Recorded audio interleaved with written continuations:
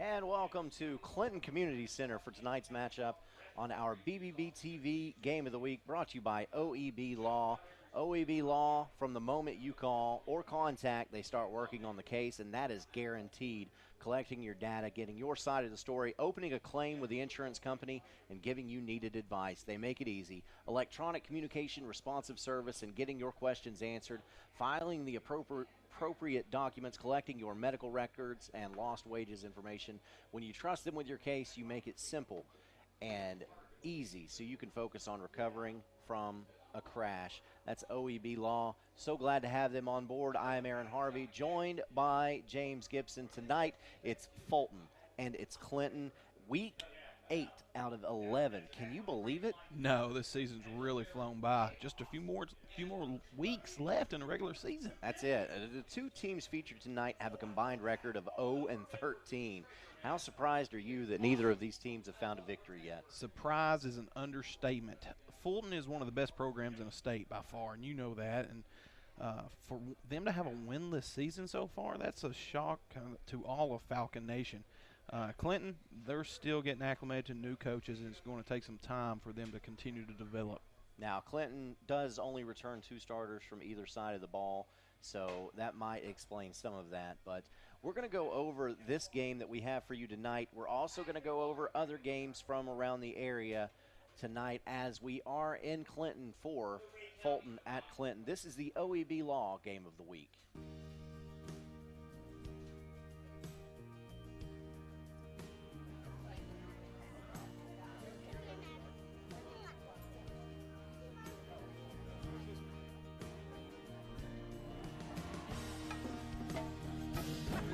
You guys support community here.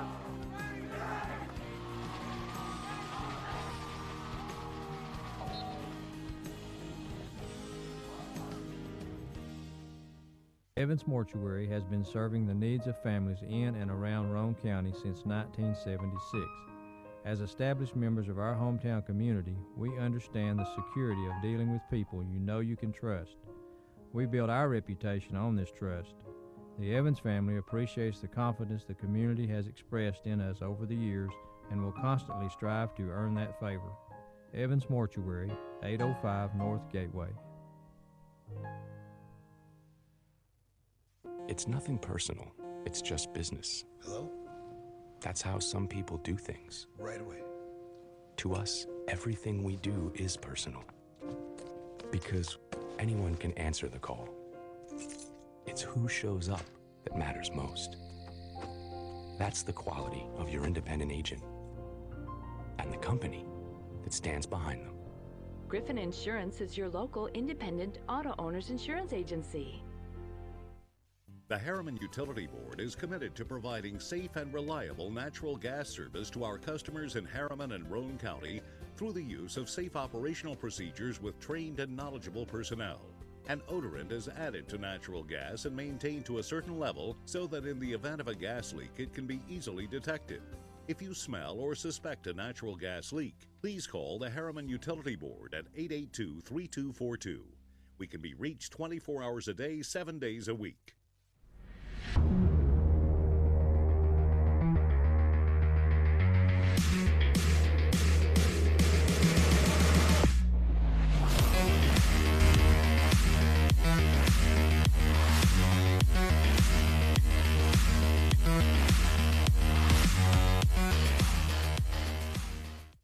Come celebrate Ford Truck and SUV Month at Ray Varner Ford in Clinton. New 2019 Ford Edge, $27,998. New 2019 Ford Fusion, $19,960. Or shop us online at rayvarnerford.com. Reno Sporting Goods, your first choice for sports equipment. On the court, on the field, or in the stands, Reno's has the brand names you want. All the latest from Adidas, Under Armour, and more. From custom embroidery to screen printing, it's all about the game. For over 30 years, Reno Sporting Goods. Here is Helen Hammer. Thank you, Mr. Walker. A lot of years have passed since that TV ad. Hammer stores are still offering up-to-the-minute fashions for men and women, famous label outdoor wear and boots, area rugs, and exciting purchases. All at Hammer's famous low price. Race on down!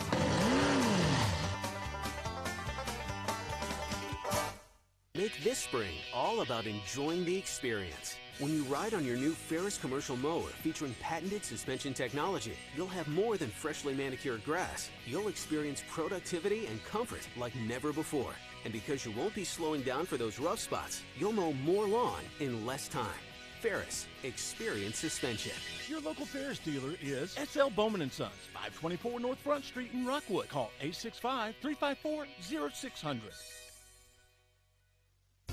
Planning a funeral can be difficult at best, but it can be a lot easier if you work with people who care.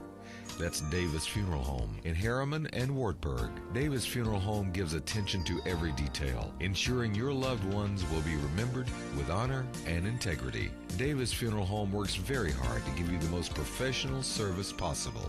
Davis Funeral Homes, Morgan Avenue in Harriman and Old Mill Road in Wartburg. Davis Funeral Homes, people who care. And welcome back into our OEB Law Game of the Week. I'm Aaron Harvey, joined by Coach James Gibson.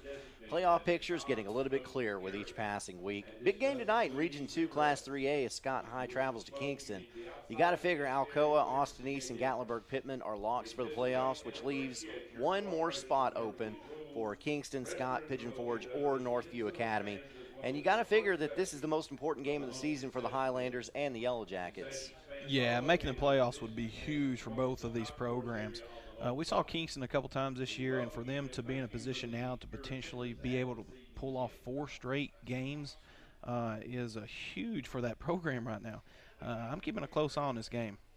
A pretty cool game tonight with no playoff implications takes place between two undefeated, respected powerhouses as Meigs County travels to South Pittsburgh. South Pitt obviously competes in single A, Meigs in double A. 2 questions. Wouldn't you like playing such a tough opponent, or wouldn't you like playing such a tough opponent this late in the season in a game that doesn't really matter? And do you think these teams try their best to win, or do you just try to make sure nobody gets hurt? Well, you play the game to win, and this will be one of the best games in the state of Tennessee tonight, Aaron. South Pitt is a team that is playing top-notch, scoring over 261 points and only allowing 27 all year long. This will be Meigs County's toughest opponent thus far. Big game down there. And South Pittsburgh used to playing for state championships, trying to get there again this year. Coalfield Greenback. Do I got to say anything else? Maybe to people who aren't from around here, I can tell you that. Well, we've seen Coalfield this year, and we've heard a lot about Greenback. Greenback has got to be favored tonight, you would think. What does Coalfield have to do to try to take control of the region standings? Coalfield will have to slow down that powerful Greenback offense with the likes of the Maryville transfer quarterback, Brendan Carnes. He's had over 1,817 passing yards with 22 touchdowns this year. And he plays, and they have to play mistake-free football. If they get after the quarterback, play sound in the defensive backfield, they can pull that off. And you see on the screen there, the 45th meeting between these two teams happens tonight. That is single-A football in East Tennessee. It is. There's hardly any better. That's right. So Austin East got the win last night against Gatlinburg-Pittman, and that was a matchup that everyone looked forward to. I don't think anybody expected Gatlinburg-Pittman to be as good as they actually were coming into this season, undefeated until last night. Both talented teams. Do you suspect one of these teams can make a nice showing in the 3A playoffs until an inevitable matchup with Alcoa, which will be in round 2 or 3? Well, after watching AE, I think they're just going to continue to get better. They have a lot of really good talent who I think could have beat Gatlinburg-Pittman even worse than they did, to be honest with you. So look for them to continue to push. Austin East is overtaking Gatlinburg-Pittman in that number 2 spot. And Austin East looks really good right now. I believe they got some Fulton kids might have jumped ship. Well, and Austin East played Alcoa earlier in this season and actually gave them a pretty good game as far as Alcoa goes because they're so much better than everyone else. That they are. And you know that because you played in that game before, Yeah, that's one of the toughest. So those are some of the things going on around the area tonight. We'll get into a couple more stories when we get back. This is the OEB Law Game of the Week.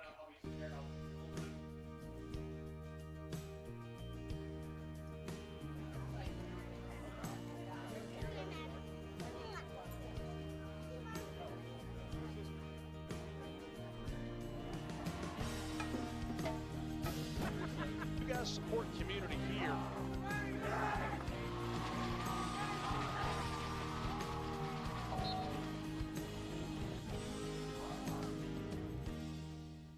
Evans Mortuary has been serving the needs of families in and around Roane County since 1976. As established members of our hometown community, we understand the security of dealing with people you know you can trust. We build our reputation on this trust. The Evans family appreciates the confidence the community has expressed in us over the years and will constantly strive to earn that favor. Evans Mortuary, 805 North Gateway. It's nothing personal. It's just business. Hello? That's how some people do things. Right away. To us, everything we do is personal. Because anyone can answer the call. It's who shows up that matters most. That's the quality of your independent agent and the company that stands behind them. Griffin Insurance is your local independent auto owners insurance agency.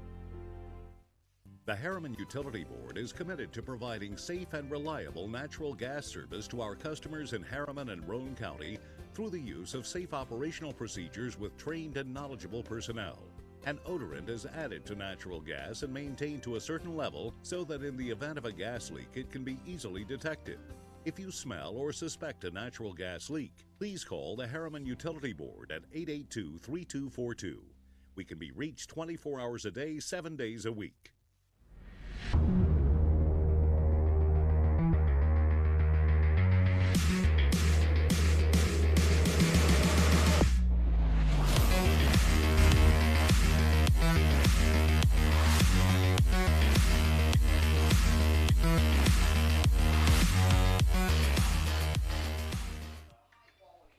Welcome back into the OEB Law Game of the Week. I'm Aaron Harvey, joined by Coach James Gibson. A lot of things going on and a lot of other games around the area. So what other game or games are you interested in tonight? Ray County 6-0 versus Chattanooga Red Bank 6-0. I think that's going to be a head knocker down there in Chattanooga. And here is the area schedule. Of course, Pigeon Forge Northview Academy played last night, and Austin East and Gatlinburg Pittman played last night. Kind of funny, the 3 of the 4 schools in Sevier County played last night on a Thursday.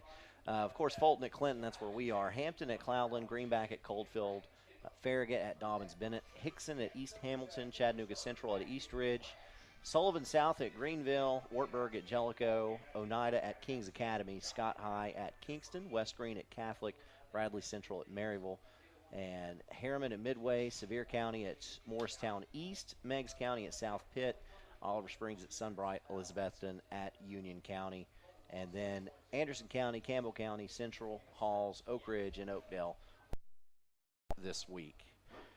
A lot of good football in the area. A lot of good football in the area. So now let's take a look at the updated AP polls. This is for Class 1A, South Pitt, of course, number 1. Everybody thinks they're the best team in single A right now.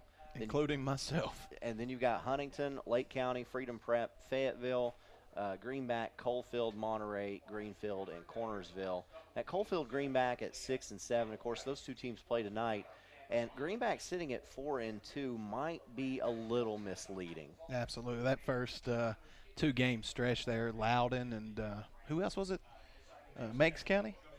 Yeah, I believe it was Meigs County with the upset over them there. So, that's going to be a tough game tonight. And Greenback's a lot better than that 4-2 record indicates. It is, and we'll find out tonight what that Coalfield-Greenback matchup looks like when we see that score. Class 2A Peabody, there's Meigs County sitting at number 2 with 2 first-place votes. Watertown, Trousdale County, Forest, South Green, Lewis County, Tyner Academy, Houston County, and Fairleigh rounding out the top 10. So you've got Meigs County going up against South Pitt. People think South Pitt's the number 1 team in Class A. People think Meigs County's the number 2 team in Class 2A.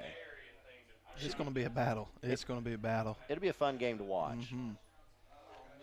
Class 3A, of course, you've got Alcoa. Not the unanimous number 1, though, as Pearl Cone gets 1 vote. You've got Chattanooga Red Bank coming in at number 3, Gatlinburg Pittman at 4, Loudon at 5. Covington also gets a first-place vote. Upperman, East Nashville, South Gibson, and Wooddale rounding out the top 10. And that Covington team is now 6-1. They were number 2 last week, falling to number 6. And what about Loudon? They'll move up a spot. That's such a good job that he's done over there since coming back at Loudon. Yeah, 7-0. In Class 4A, Greenville, Elizabethton, Haywood County, Anderson County receiving a first-place vote there. Nolensville, Hardin County, Livingston Academy, Marshall County, Montgomery Central, and Springfield rounding out the top 10. In Class 5A, you've got Knox Central, the undefeated Knox Central on, an 18-game win streak now? That's incredible what Knox Central has been able to do. Beach is number 2 with 1 first-place vote. Powell sitting there at number 3, 7-0 on the year. David Crockett, number 4. Knox West at number 5. Henry County, Gallatin, Kirby, Summit, and Page rounding out the top 10. 3 Knox County teams in the top 10. A lot of good football here in East Tennessee. In Class 6A, Oakland first with 19 first-place votes, and Maryville is second with 1 first-place vote, 7-0 and 6-0 respectively. And last week, you look at that, the top 9 are the same as Whitehaven, Bradley Central, Brentwood, Kingsport, Dobbins, Bennett coming in with a first-place vote. Ravenwood, Houston, McMinn County, and Stewart's Creek coming in to take that 10th place, and the only change from last week's AP top 10 poll in 6A. Inevitably, you got to think Maryville and Oakland are probably going to end up meeting somewhere in the playoffs. What a game, right? That's one that you just drool over if you're looking at the potential playoff matchup there. So you've seen the polls, you've seen everything. We've talked about it all year long. There have been some surprises this year. There's some things that nobody expected to happen. Out of all of the surprises, though, what is the biggest surprise for you so far? Well, Powell. Powell is just really turning heads for me. He's done such a good job over there in a short period of time that it's kind of shocking. So this Powell team, they look impressive, and I can see them just keep on keeping on, and they are getting better as time goes on. And by he, you're talking about Coach Lowe. Yes, absolutely. Yeah, Powell has been such a great story. A team that didn't make the playoffs last year, would have, but had to forfeit 6 games to come back this year and be undefeated in Week 8. And dominating. And some of the teams that Powell has defeated, too, have been really impressive. Great teams. When you look at some of the teams that they've beat are some of the best teams in the state of Tennessee. So I think they're going to have a deep run, potential state championship if they really keep developing. Started off the season defeating the number 1 team in Class 4A right now, Greenville. So that and ended a long winning streak for the Green Devils. So I tell you what, we've got a great one coming up here. It's 2 winless teams, which is going to make this a really exciting game, I think, because both these teams vying for their first victory. We'll get back and talk about that in just a moment. This is the OEB Law Game of the Week. Come celebrate Ford Truck and SUV Month at Ray Varner Ford in Clinton. New 2019 Ford Edge, $27,998. New 2019 Ford Fusion, $19,960. Or shop us online at rayvarnerford.com. Reno Sporting Goods, your first choice for sports equipment. On the court, on the field, or in the stands, Reno's has the brand names you want. All the latest from Adidas, Under Armour, and more. From custom embroidery to screen printing, it's all about the game. For over 30 years, Reno Sporting Goods. Here is Helen Hammer. Thank you, Mr. Walker. A lot of years have passed since that TV ad. Hammer stores are still offering up-to-the-minute fashions for men and women, famous label outdoor wear and boots, area rugs, and exciting purchases. All at Hammer's famous low price. Race on down!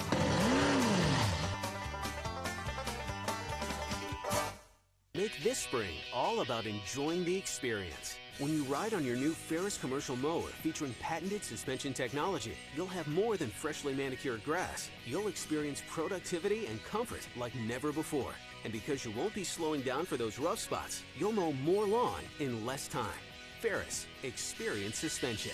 Your local Ferris dealer is SL Bowman & Sons, 524 North Front Street in Rockwood. Call 865-354-0600.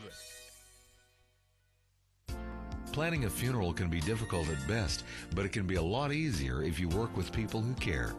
That's Davis Funeral Home in Harriman and Wartburg. Davis Funeral Home gives attention to every detail, ensuring your loved ones will be remembered with honor and integrity. Davis Funeral Home works very hard to give you the most professional service possible. Davis Funeral Homes, Morgan Avenue in Harriman and Old Mill Road in Wartburg.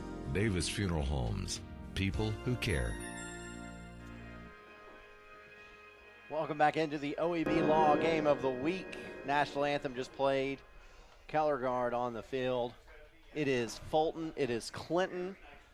For more information on OEB Law, go to reckontoacheck.com. So, Fulton Clinton, at the beginning of the year, I would have told you without a doubt that Fulton is going to win this game tonight.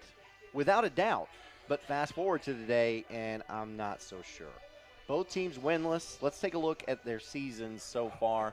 First, the Fulton Falcons. You see they started out with South Doyle, one of the best teams in the state of Tennessee, or in East Tennessee at least. Then Knox Central again, then Powell again, then Austin East again. And then you think, well, you know, Fulton just had to run through the gauntlet.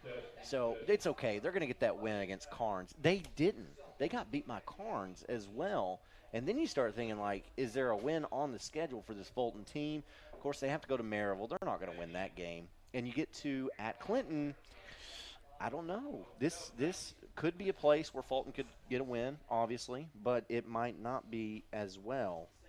It's going to be a great game to get to watch tonight because both programs are struggling. They're looking at each other, seeing who's going to step up and try to make an impact on the late half of this season. So let's look at Clinton's schedule. They've not won a game either, but they played Anderson County, which we saw last week, a very good team. CAK, they're normally pretty good. Hall started out the season, I think 5-0 before they finally were beat. Then Meigs County, we talked about Meigs, how great they are. Powell is really good. Went to Oak Ridge, then went to West, lost both of those games. So Clinton's had a pretty tough schedule as well. And then you get to this Fulton game, and you're like, well, you know, maybe this is one the Dragons can get. It is if they can just not turn over the football. Okay, so 0-6, 0-7, a combined 0-13. There's got to be a point where your kids can lose hope and just give up on the season. Are we past that point now? Well, you should be. The initial shock is over. These seniors who before this year for Fulton has averaged 9 wins a season. And they're now realizing that the season's almost over. So they'll be fighting tooth and nail to try to get a win here tonight versus Clinton. Now listen, I'm not trying to poke a bear here, but you were a part of a winless season. Yes. An 0-10 season. Yes. Was there a team on that schedule, you looked at it, and it is comparable to what these kids are going through? They look at it, and is it easier to find just circle a team on that schedule and say, hey, let's get fired up for this one because this might be the one chance to win all season? Yeah, well, you know, they see it, and it's really sinking in for these Clinton players. Hey, not only can they possibly get a win tonight, but they get to possibly beat Fulton and get their first win. That's huge. So these Clinton players, they're going to be fired up and ready to play some football. As the captains come onto the field, we'll take a look at our starting lineups.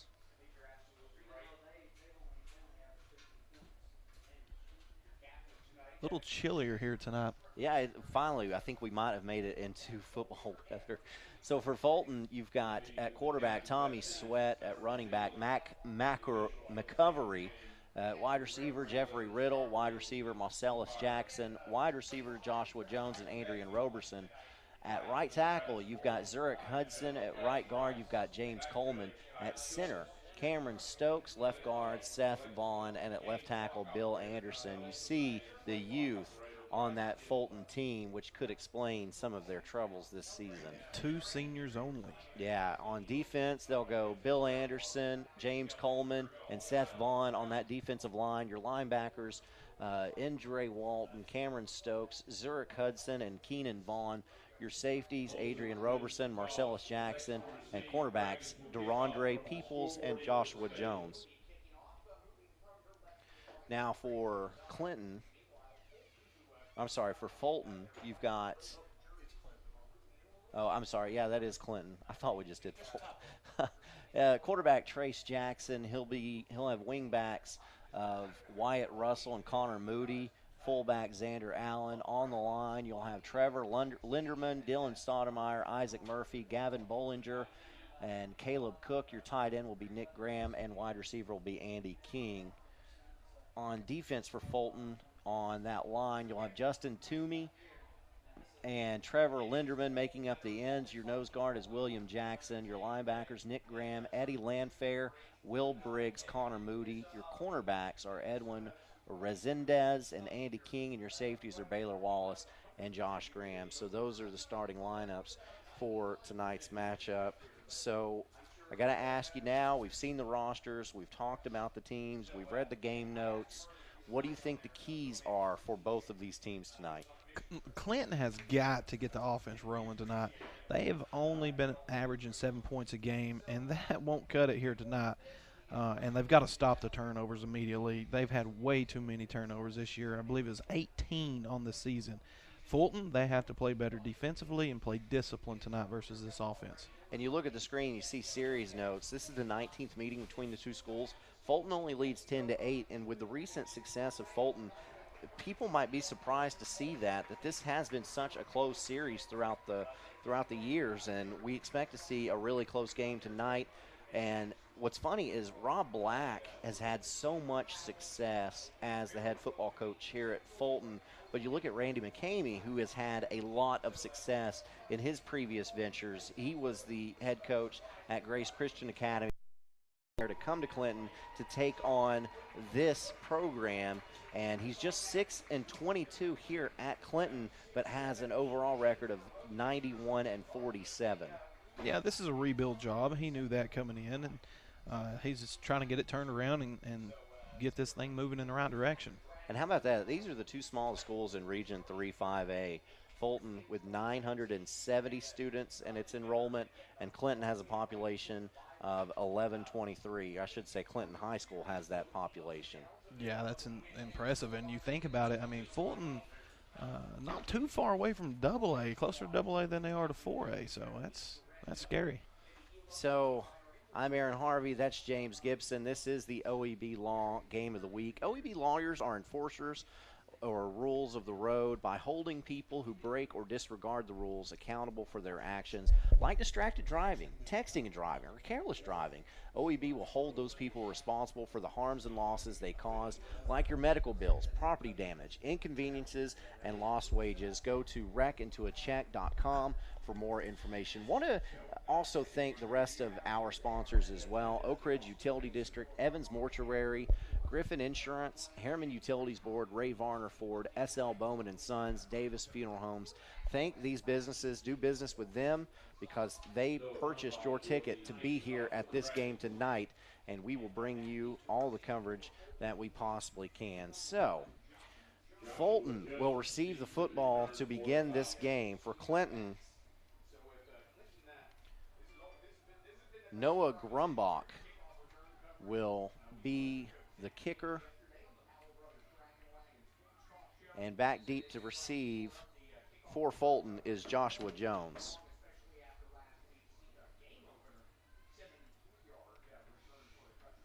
So here is Grumbach's kickoff.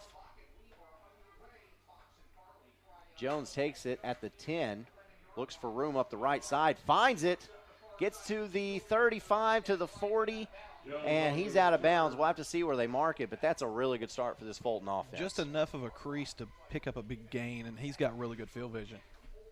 So Tommy Sweat, quarterback of this Fulton team, will lead his team out onto the field, searching for the first win of the season for these Fulton Falcons. He's got 641 passing yards on the season so far, with an average of 12.9 yards per catch. He's only got 2 passing touchdowns. I thought that was a little shocking, with 5 interceptions. So Sweat, handoff, goes over the right tackle, and that's Mac McCovery. That's a good run, but the biggest thing I noticed there is the Fulton left side of that offensive line just totally caved in on the Clinton defensive line. So looked to be a little bit of a difference in the trenches early on for Fulton. That's a good pickup on first down. Hammers 1st and 10 will bring up a 2nd and about 6. So Sweat takes a snap. Handoff again.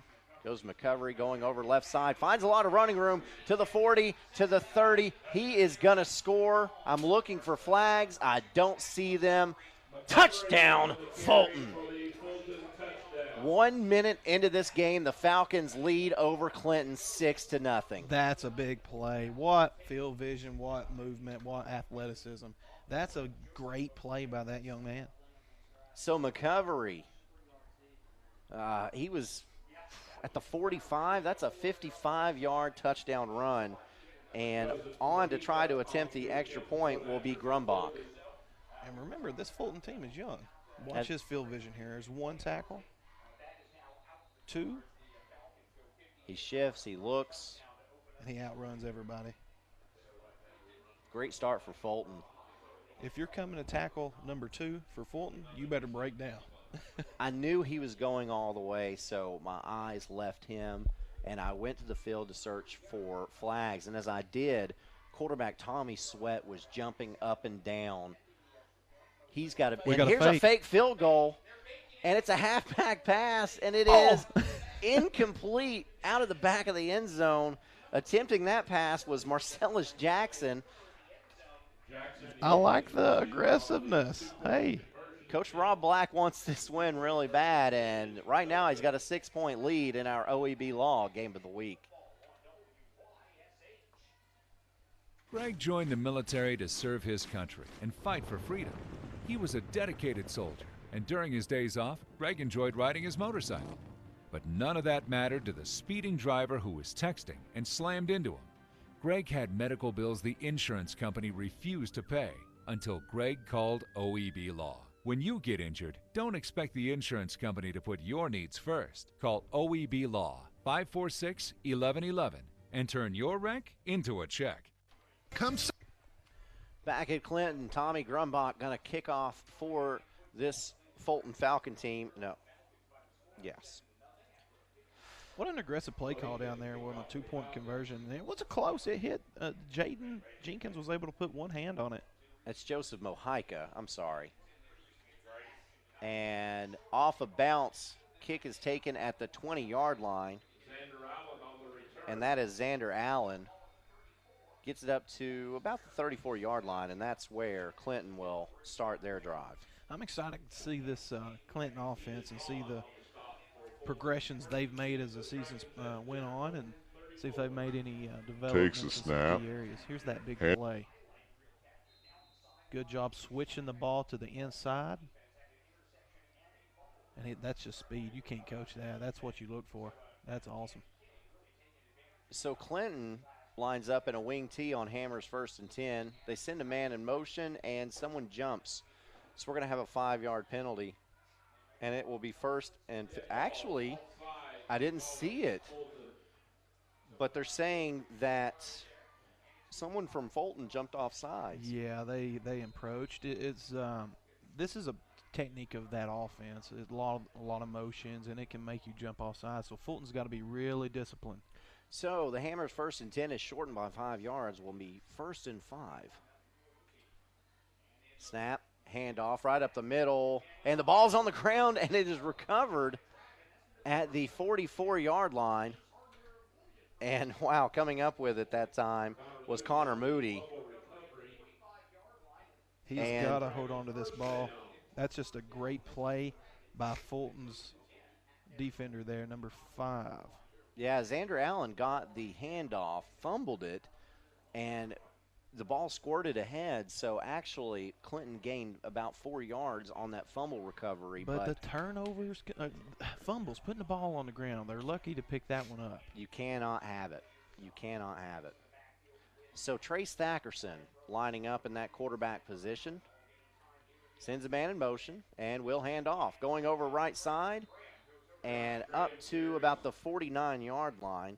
And that time getting the carry was Graham. That's a good play. They did a good job executing that. The offensive line did a good job being able to get a hat on a hat. And if you do that against this type of defense, you can have some success. Pick up a 4 on that Hammers 1st and 10 will bring up 2nd and 6 as Clinton approaches midfield. Not a bad way to start this game, even if they did put it on the ground one time. I'm keeping a count. So Thackerson sends a man in motion. That's Graham. Now sends another man in motion and does hand it off at the 46 of Fulton. Joshua Jones, number 1 for Fulton, coming up and making a solid tackle. And that's going to be really close to another Hammers 1st and 10, but it's not. Going to bring up 3rd and 1.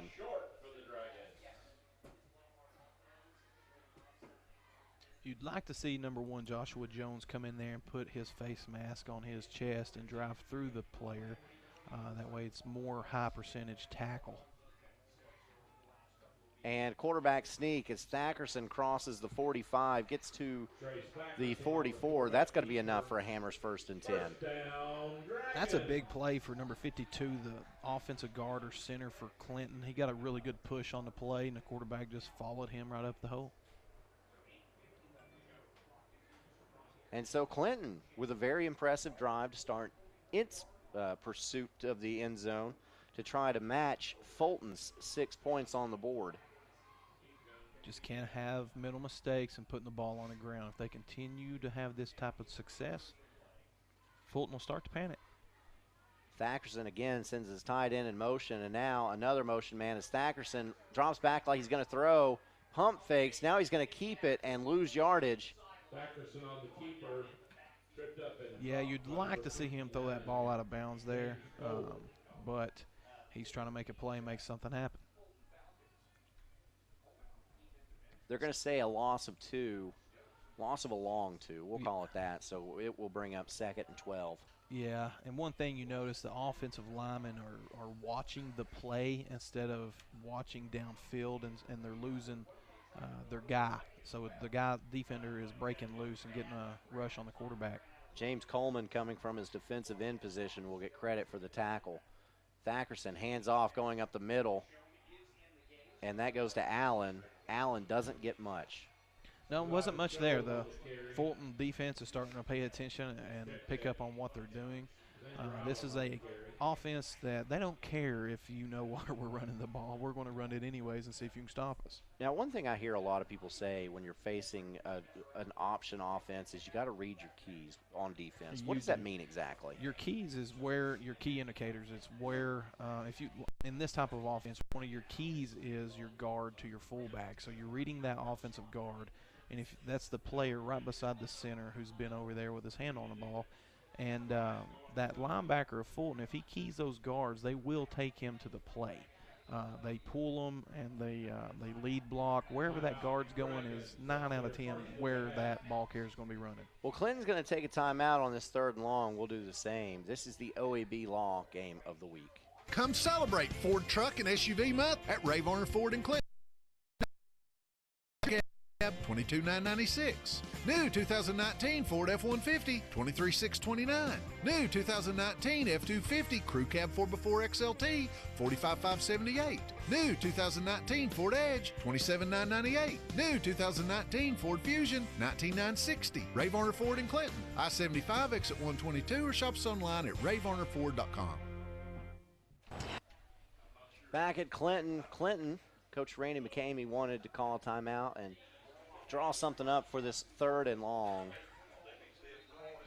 Yeah, anytime you're in this type of situation when you run this offense, this is not what you want. You want to be ahead of the sticks. So this is an offense that is counting on about, a positive gain on every play, 3 yards in a cloud of dust, and which makes a manageable 3rd down. This isn't a pass-heavy offense. This isn't, you might look for a screen here.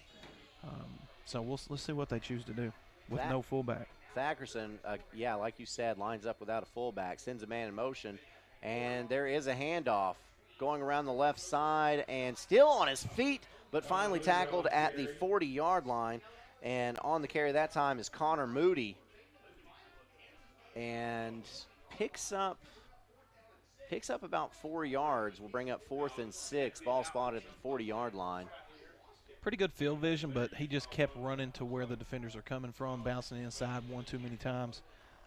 That's where your flow's coming from. So you want to try to bounce that outside. You usually can make one bounce inside, and the rest all have to be outside. Thackerson still on the field, so Clinton going to try to pick up this first down on 4th down. Sends a man in motion. That's Moody. Handoff over the right side, and nothing. He's short, and that was Eli Deschamps and Marcellus Jackson coming in big on a solid tackle. Yeah, so Clinton's going to turn the ball over on downs, give it to Fulton at the Falcon 38-yard line, which is pretty close to the starting field position for Fulton's first drive.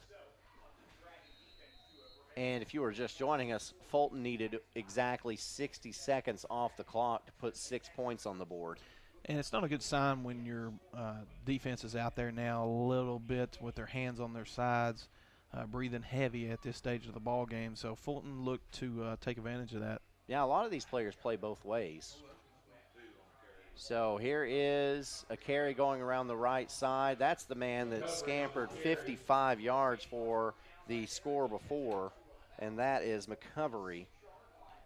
Now on this play, the cornerback at the top of the screen, he has to get off that wide receiver block and come up and help on that outside run, and he was unfortunately getting blocked down the field. So the Fulton wide receiver needs to get a attaboy for that play.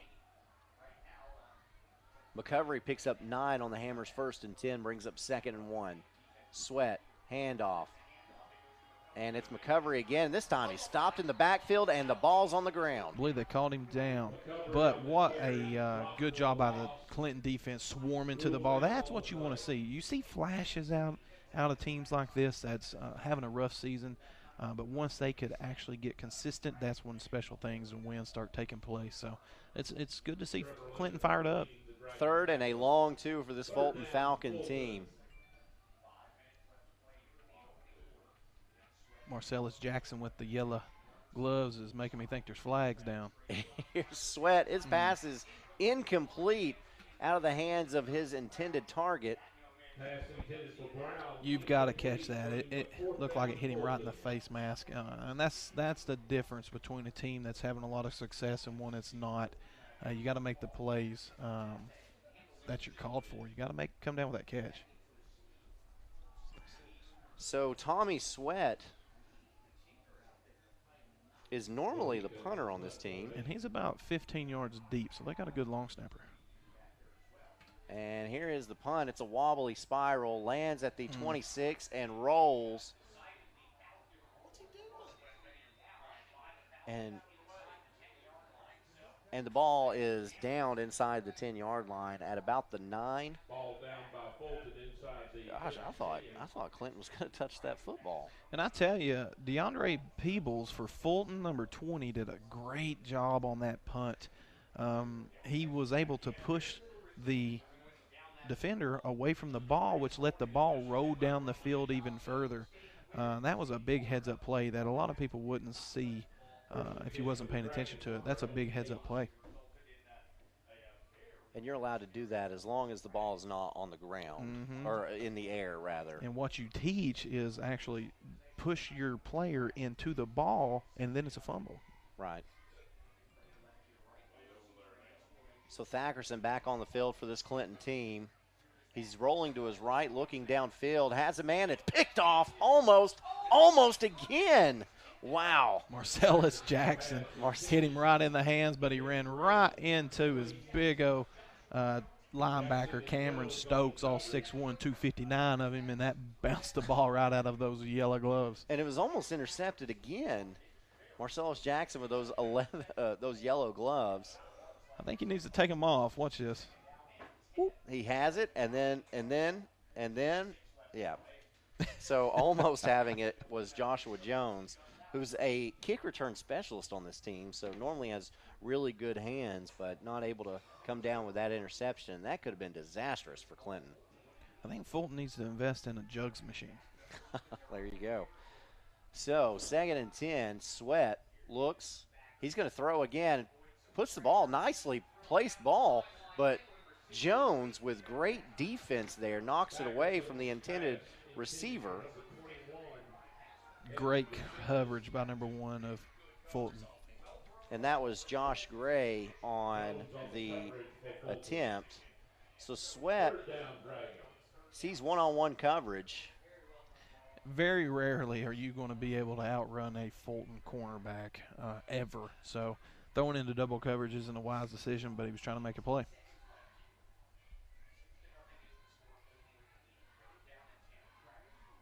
So 3rd and 10 for Clinton. In this type of offense, 3rd and long, as you said earlier, is not a position you want to be in, but especially 3rd and long, back deep on your side of the field. And we've got a flag on the play. And it's actually Clinton going to take a timeout. So Clinton wants to talk about this 3rd and long like they did the last one. Fulton leads it 6-0 in our OEB Law Game of the Week. Come celebrate Ford Truck and SUV Month at Ray Varner Ford in Clinton. New 2019 Ford Ranger Super Cab, $22,996. New 2019 Ford F-150, $23,629. New 2019 F-250 Crew Cab 4x4 XLT, $45,578. New 2019 Ford Edge, $27,998. New 2019 Ford Fusion, $19,960. Ray Varner Ford in Clinton, I-75 exit 122, or shop us online at rayvarnerford.com. 4:18 left to go in the first quarter. It is Fulton leading Clinton 6-0. The Dragons facing a 3rd and 10 deep on their side of the field. Yeah, this is danger territory. You've got to be really careful here and know that you're fixing to have to punt. So you want to try to get that thing moved up a little bit. Choosing to come out in a 1 wide receiver set. Should be an indicator of some type of run or play action. Man in motion. Play Sweat. action. Fakes and sack from behind. And coming up with that sack is Keenan Vaughn. And he's coming from that linebacker position. And that's a loss of 3. Bring up 4th and about 13 for Clinton. You see a lot of younger quarterbacks make this type of mistake. They got to know that you got to get rid of that ball in a hurry. You've got to know that the pressure's getting after you. When you have that type of running lane in front of you, either get rid of the ball, throw it, or run. Don't be taking your time. So Nick Graham going to punt this football away, and it's a wobbly spiral taken cleanly at the Clinton 39. Up to the 30. To the 20, still on his feet, finally brought down just outside the 10-yard line, and there's a flag on the play. On the return for Fulton.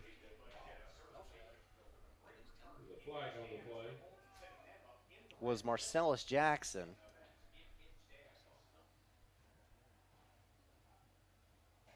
I couldn't see anything for what the penalty might be.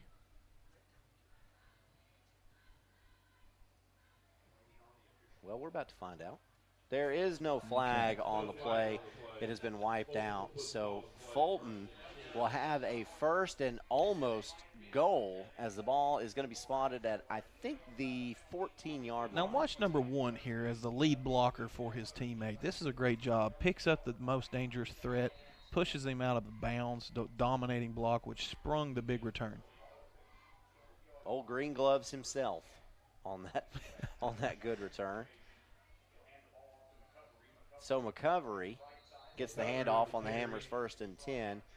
Picks up a couple. Pretty good job by the Clinton defense of staying low and being able to shed some blocks and get in the backfield. You continue to do that, you'll have some success.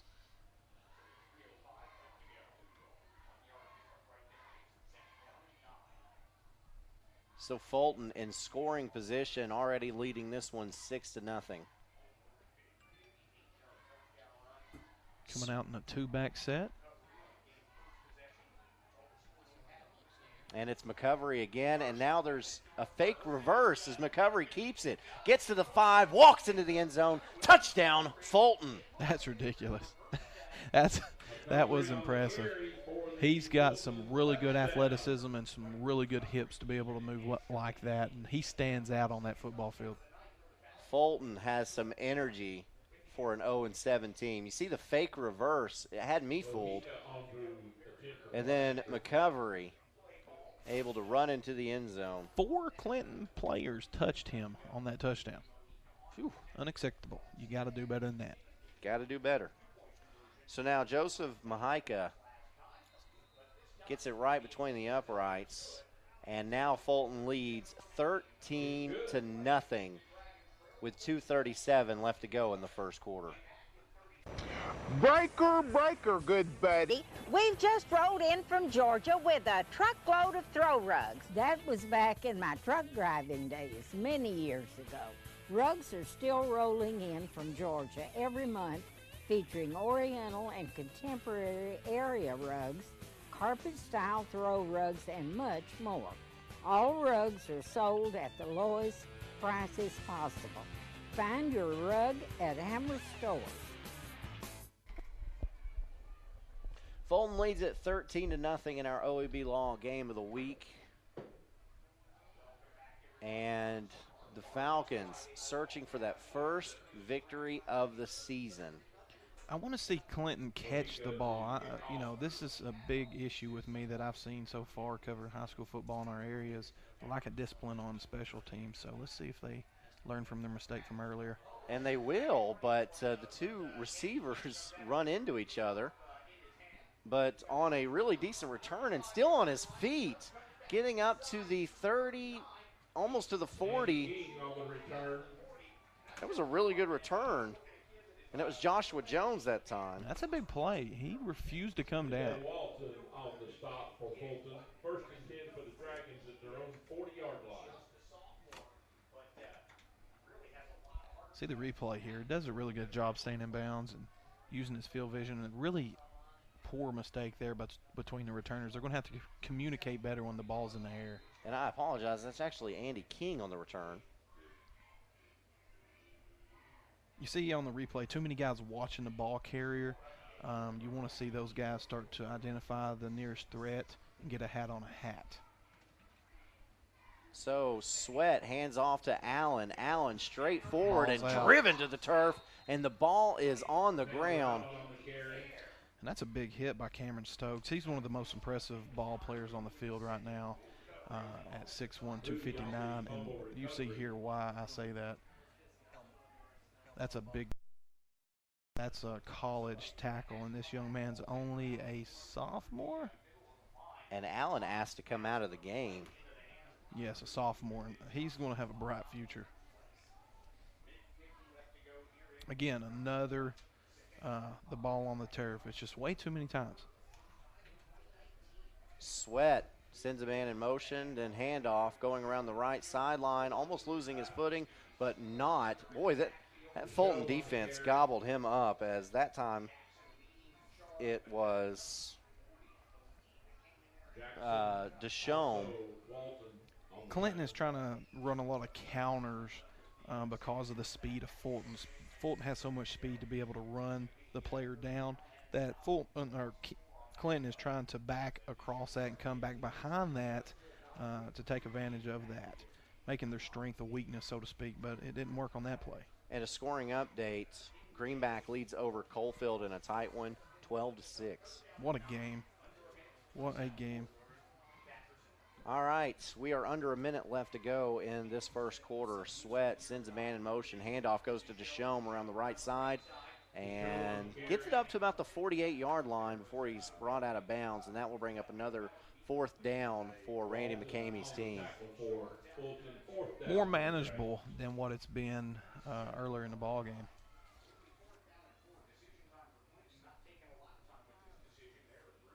Let's see. What's he decided to do? Is he going to kick it? It looks like. Yeah, they're kicking. Okay, so now he's going to bring his punt unit on the team. I thought they was fixing to go for it. It started out with the offense on the field, but still 20 minutes on the play, or 20 seconds on the play clock, rather. So plenty of time to make that decision. Clinton punter Bryce Collins on the field. Actually, Nick Graham is who they're going with tonight. Piece of advice: do not kick it inbounds. Let's see. This one is going to stay inbounds and taken at the 20-yard line, and that's what you were talking about. To the 30, to the 35, still on his feet, finally brought down at about the 39-yard line, and on the return, it looked like Joshua Jones. Yeah, you know, when you look back there, and Fulton's got two of their best athletes, with the threat of returning that ball, you don't kick it to either one of them. Kick the ball down the field and let it roll or get it out of bounds. Now want to return. We do have some laundry on the field. We will watch this replay and figure out what the penalty was. But you see just way too many missed tackles for Clinton. They're going to have to do a better job of wrapping up and driving their man to the floor. And it's an unsportsmanlike conduct penalty against Fulton. And that's going to be a 15-yard penalty from the end of the play. Just lack of discipline, and that's, you know, that's part of being 0-6. You have a hard time with that, and it sort of gets worse as the season progresses, especially those seniors, Aaron. They've only lost, I believe they've averaged 9 wins a season, and they're currently sitting at 0-6. Yeah, that's tough. That's tough. You're used to winning. So for Fulton, Tommy Sweat, 2 backs in the backfield, takes snap. Sweat will drop back to pass, and it's a screen play, and there's a flag on the play. That screen is caught and picks up about 2 yards. Very slow developing. So we'll see what this flag is all about. Fulton looks disappointed. That they do. Potential mouthing off is kind of what I'm starting to think. Frustrated. Let's see what happens. Here comes Mr. Whitehat.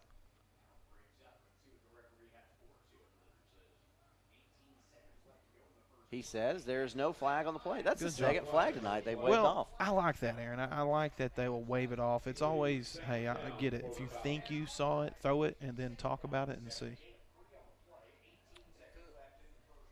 I'm not sure what he was seeing on the play, but.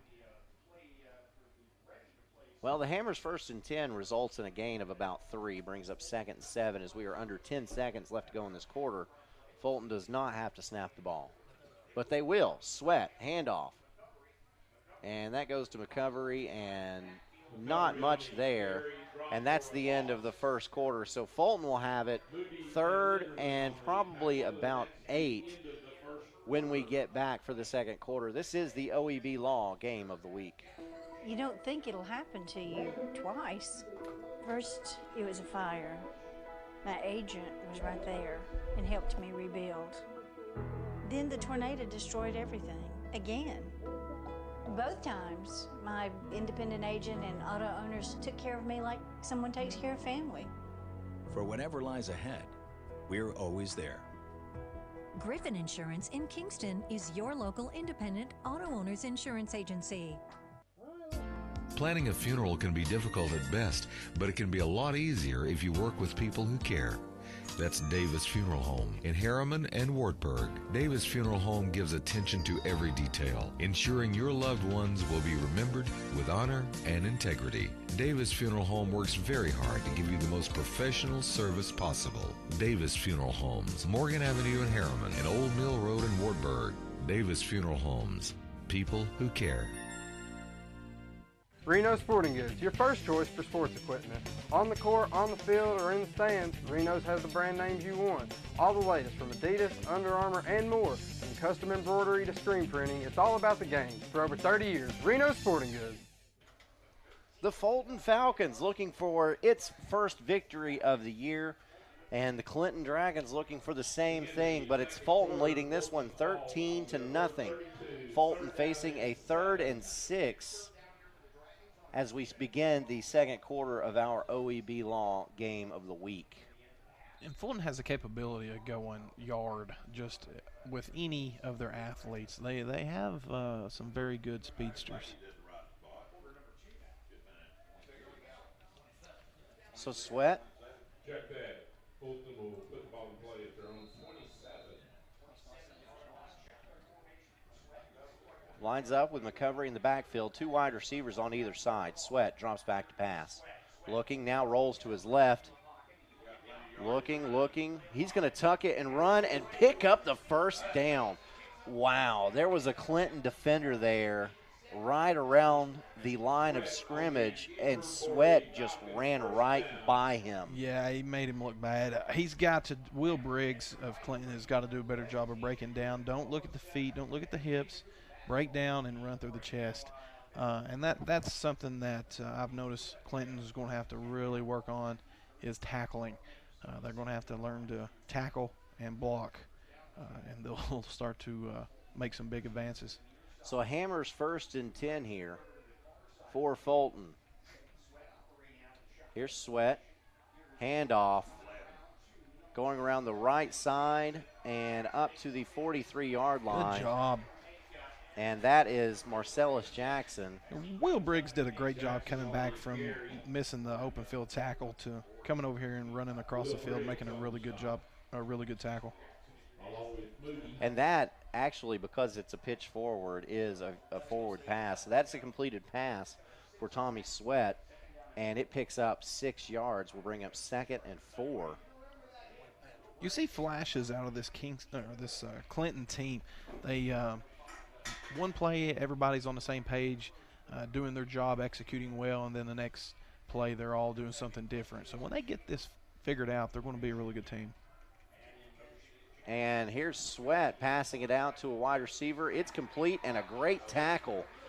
On the reception that time was Jeffrey Riddle. And Riddle was tackled immediately from behind. Great tackle. Open field tackle, and that's how you do it. And on that open field tackle was Connor Moody.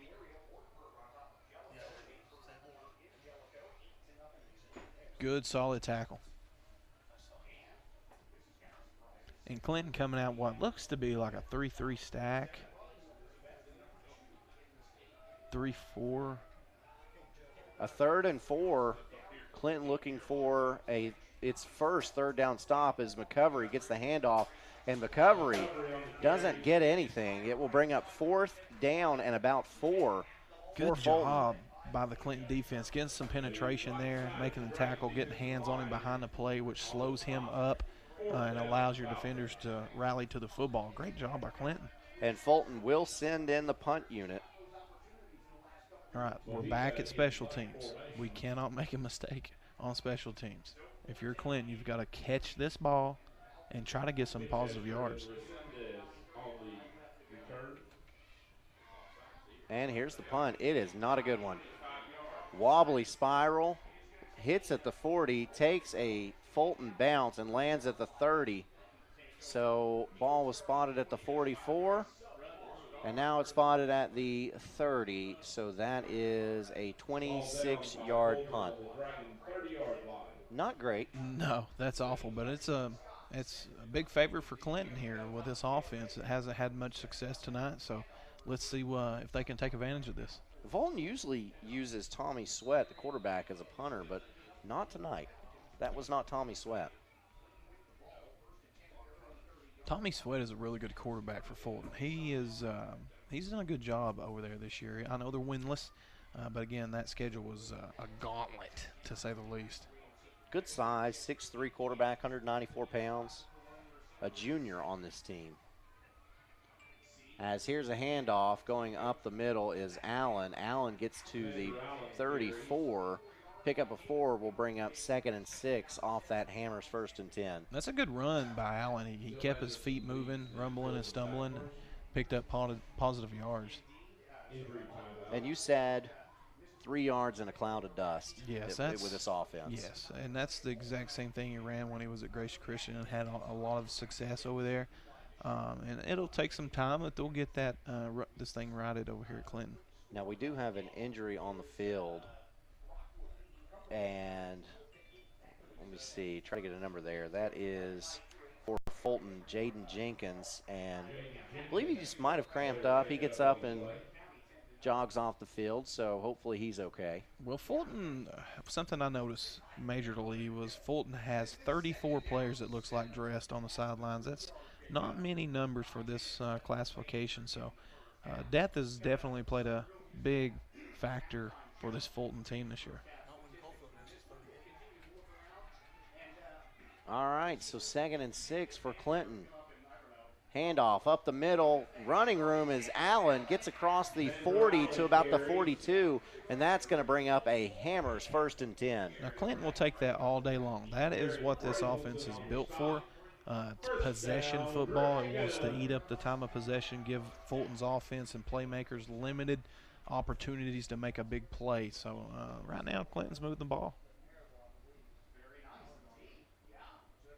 43-yard line is where the ball is spotted for Clinton on the Dragon side of the field. Fulton coming out in a classic 50 defense, and this is a good defense for this offense. Thackerson, handoff goes to Winchester, going around the right side. Winchester still on his feet, crosses midfield before he's brought out of bounds, and that is another good gain for Clinton. Got to be disciplined when you face this Clinton offense. Anytime you play the triple option, you got to be disciplined and read your keys like we were talking about earlier. Follow the guards and the fullback. Read through the guards to the fullback, and it'll take you to the play. You might get bit on a counter every now and again, but if everybody's doing their job, you'll have a positive play. And Winchester made a few guys miss. Gets to the Fulton 49-yard line. A good pickup of 8 brings up 2nd and 2. Thackerson brings his team back out on the field. Sends a man in motion. That's Winchester. Handoff goes to Allen. Allen, not much there. Maybe a yard. We'll bring up 3rd down and short. 3rd down and very short. In fact, they might measure this. Hudson did a great job coming in there and making a good solid tackle, which makes it really short. So he did a good job coming up there and hanging on. He needs about 3/4 of a yard, which would mean he needs about a foot. They ran this play earlier, the quarterback sneak just right behind that big center, and picked up a good 1st down earlier in the ball game. Let's see if they go back to that.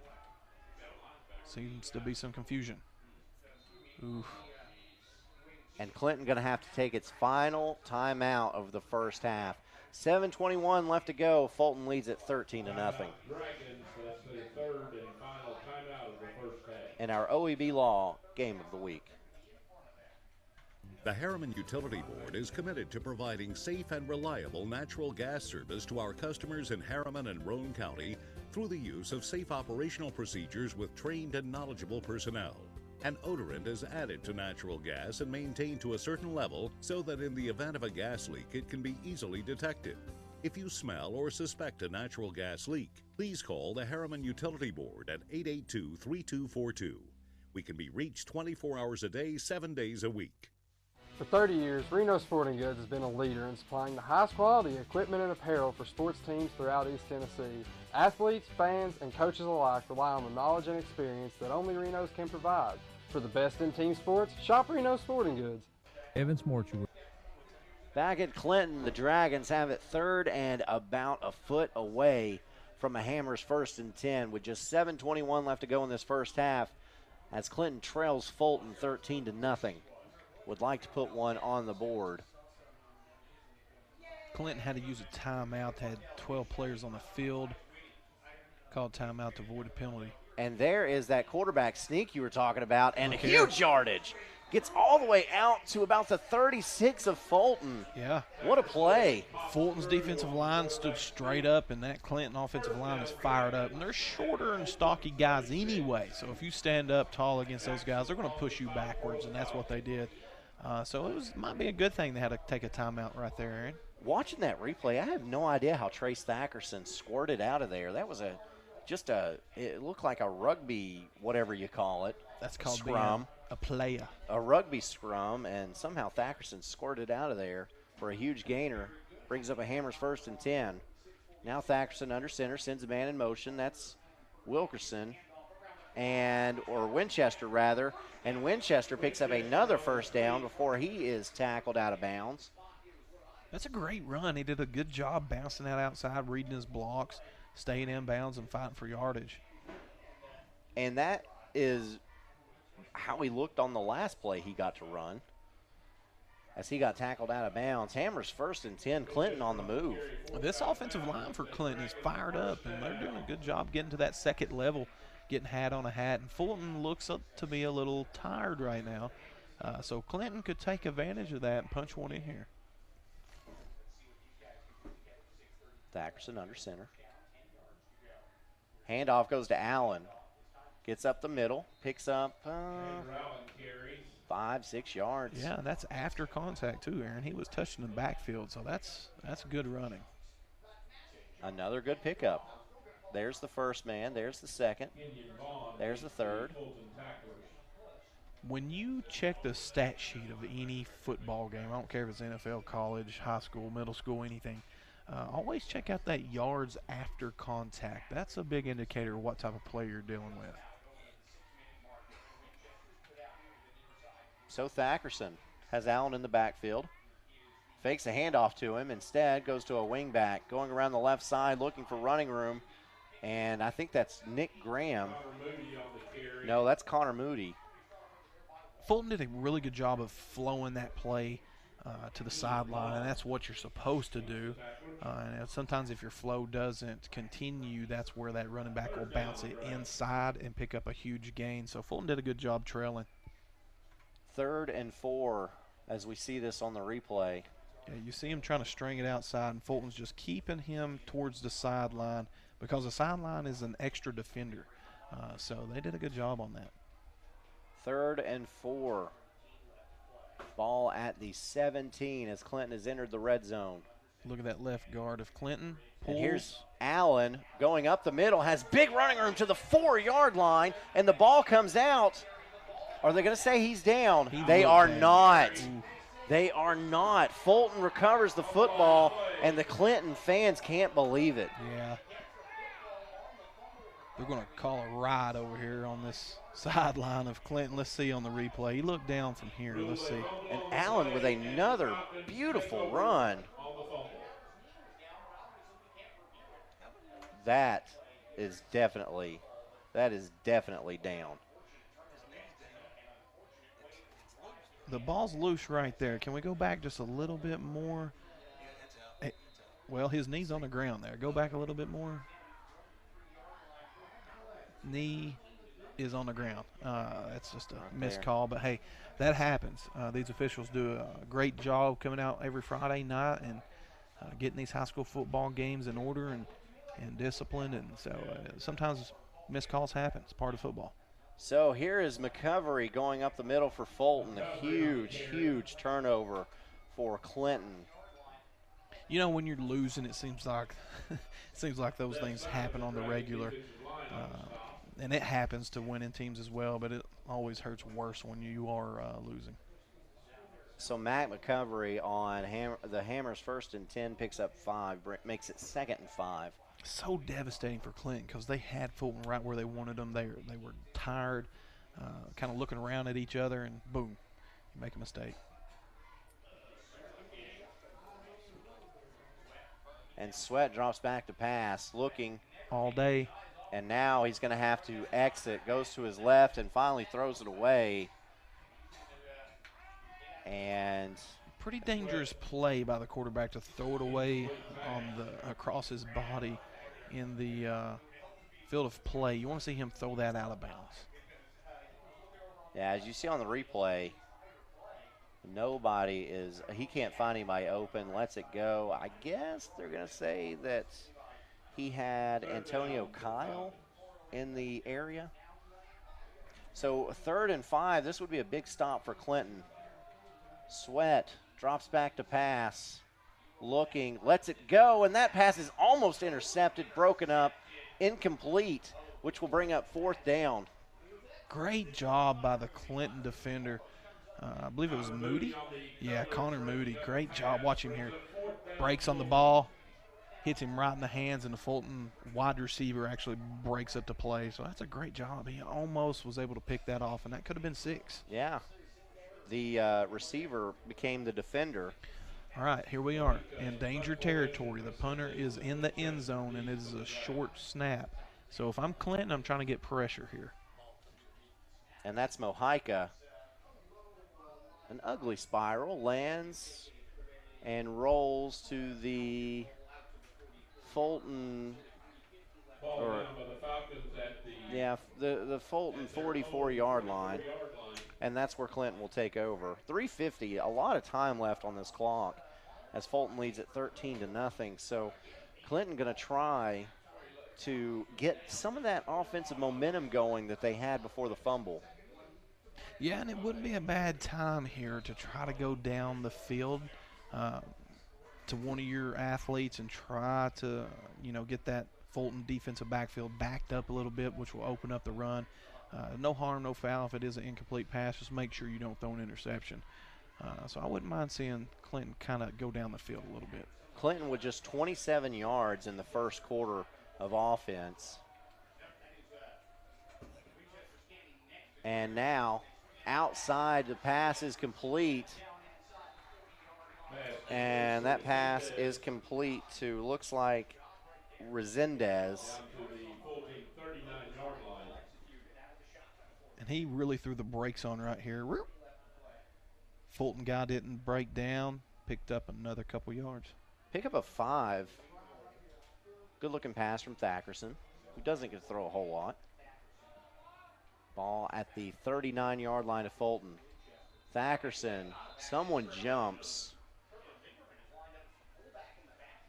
And you had a big fullback lined up back there, number 56, Trevor Linderman, lined up at the fullback position. He was fixing to get that ball. And if he does get that ball, you better be ready to tackle a big man if you're Fulton, because he's going to bring the heat.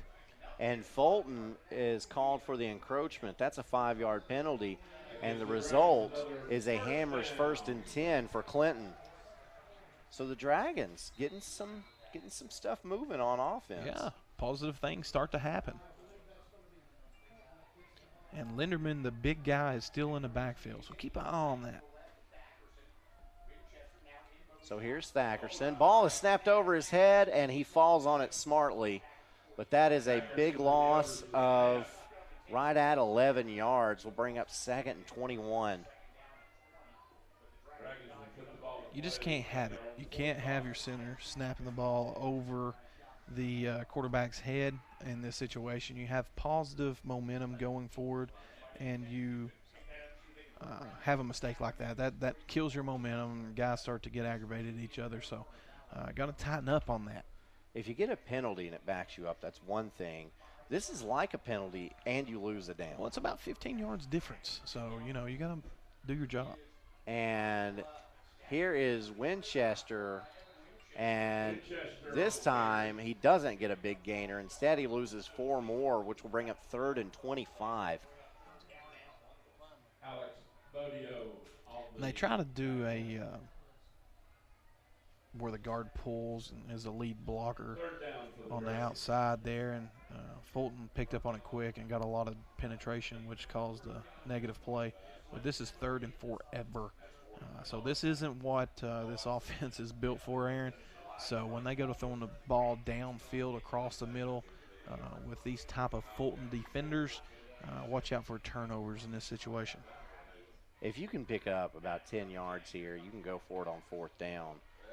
So here's Thackerson, drops back to pass. Will let it fly. Good-looking ball, but that ball is going to be almost caught. Wow. What a play by number 21 of Clinton. He almost came down with that ball, which would have been a major highlight. So DeRondre Peebles was there to intercept the pass, and Clinton's Edwin Resendez almost snatches it out of his hands. Look at this play again. Beautiful play by Resendez, and almost catches that ball. Great effort. Great effort.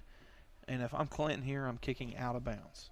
Now, you said that before, and they didn't, so let's see what happens. Here's the punt. It's low. A line drive and taken at about the 17-yard line. And with it is Mr. Yellow Gloves, or Green Gloves himself, Marcellus Jackson, up to the 29-yard line, and that's where Fulton will take over. Just 1:08 left to go in this half. Fulton has speed. They can score quickly, just needed a minute to score that first touchdown. We'll see what they do here, but they might sit on it. Fulton needs a little momentum to be able to break a long play.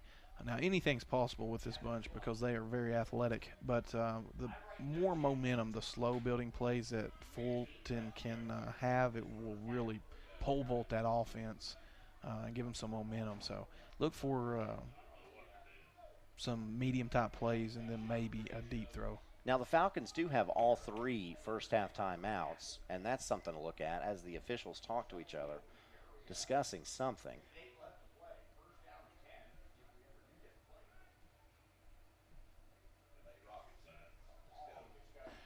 They're talking about that Tennessee-Mississippi State game tomorrow. Okay, so it's a sideline warning on Fulton, so we needed all that to find out about a sideline warning. Okay, so 1:08 left to go in this first half. Fulton lines up with 2 wide receivers on either side. Sweat sends a man in motion and will hand it off, and on a reverse now. And this play is going to lose a lot of yards as Joshua Jones eventually ends up with the football, and Clinton not fooled by that reverse. No, it didn't work, but I like the aggressiveness of trying to get some momentum going into halftime. But I'll tell you, I'm going to throw the ball. I like the quarterback. I like my athletes. Let's try to throw it downfield a little bit and see if something special happens, because if it is intercepted down the field, it's no harm as long as you make a decent tackle. And you feel probably especially comfortable saying that against a team that runs the wing T. As now trip wide receivers for Sweat, but he looks left at the single wide receiver, and that pass sails over the head of Jeffrey Riddle. Just sailed on him a little bit. He's got to get that ball down, shorten up that release, don't be so long, and he'll be able to make that play. He's a very special quarterback.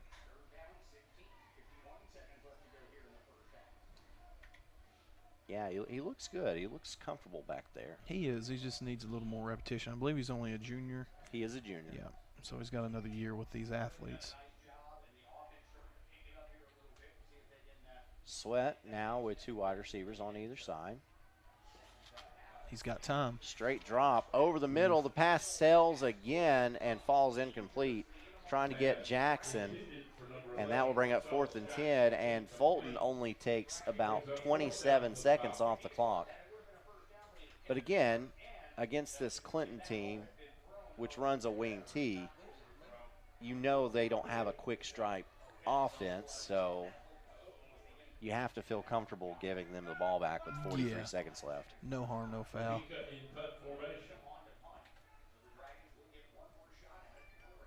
And this ball lands at midfield and rolls all the way down to the 36-yard line, and that's where Clinton will take over. We should see a knee out of this offense. I would think so. Yep. I would think so. With them having 18 to 20 turnovers, I know that's the first thing on the coach's mind. You know, you feel really bad for this Clinton team. Should have stuck one in the end zone just a moment ago when you had that fumble, and you've got a really decent kicker, and you have to think the extra point would have been good, and that would have made the score 7-13. Instead, it's 13-0 still, and Clinton gets the ball back out of halftime. So if the Dragons could have punched that one in, made this a 6-point game, stopped Fulton like you just did, then you're thinking, okay, we've got ourselves a really good football game here. But they're not going to having a 2-score deficit at halftime. Yeah, it would have been a better situation going in at halftime, but it is what it is. We have a score update. Kingston 7, Scott County nothing at half. That's a big game. And you can tell those teams are evenly matched. We had a penalty of some sort. Move the football back. I did not see the official say anything. And Thackerson drops back to pass, lets it fly. He's got a man there, and it's complete to the 45, to the 30, to the 35, to the 20, and finally brought out of bounds. And there's a flag with 15 seconds left on the completion.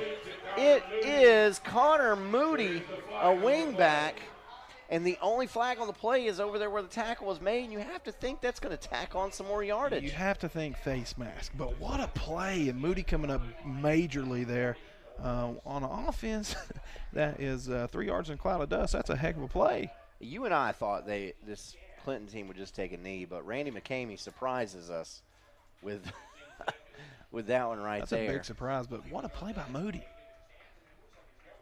All right, so we're about to find out what this is. It is a personal foul and a face mask, but it's on Clinton. You rarely see that called, so he must have had a full grip on the face mask, but I don't care. That's a great play, aggressive play. He'll learn from that, but that's he's still positive yards. So and Moody reversing his field as we try to see it here. See there, yeah. I still like it. So here is Thackerson, drops back to pass, gets the ball ahead, and that pass is complete. This one goes to Winchester, and the clock is stopped with 5.6 seconds left. The ball is spotted at the 18-yard line. Clinton going to have to clock it. Hurry. Thackerson does clock it with 2 seconds left. So now, if you're Clinton, I guess you take a shot at the end zone. If I'm Clinton, and I'm looking at my kicker situation right now, and I'm not sure what their kicker situation is over here, but I'm definitely wanting points on the board, and whatever my highest percentage play is what I'm going to do. If I have confidence in my kicker, I'm kicking the ball. If not, I'm going to the end zone. And Thackerson on the field, Allen in the backfield. So Clinton will take a shot at 6 points here with 2 seconds left. Man in motion. Thackerson drops back to pass, lets it fly to the corner of the end zone. Winchester's there. That pass is complete. Touchdown, Clinton. Wow, he came down with that football. He refused to give up that football. Wow. What a great play by Evan Winchester. There's a flag at the 5-yard line, however, and we think this is going to be for a little bit of chit-chatting. A little bit, but hey, he just made a big-time play and a big-time game here at the ending of the half. It's actually a sideline warning on Clinton. Not a big deal. That's just their first sideline warning. Got a little bit excited after that touchdown, and why not? Look at it on this replay. That's the previous play. This is an exciting drive. The quarterback had defenders hanging off of him, completed the ball, came up next play, and just a great play all the way around. So Noah Grumbach kicks it between the uprights, and to end the half, Clinton put 7 points on the board. They trail 13-7, and now here is that touchdown pass. Look at that. Winchester looking like Jawan Jennings back there. Well, you have 3 Falcons standing there, so it was not a wise decision to throw the ball, but he wanted it more than Fulton did there. He came down with the ball. And Winchester, the playmaker, his quarterback trusted him, and Winchester rewards him. 7 points on the board to end the half. Clinton will get the football to start the second half. This is our OEB Law Game of the Week.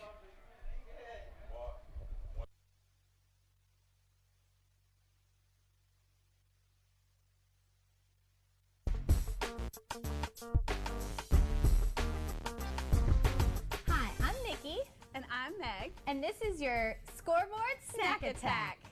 So today we're going to be making something you could do as an appetizer or actually a little bit of a meal if you wanted to. We're doing sausage and pepper sliders.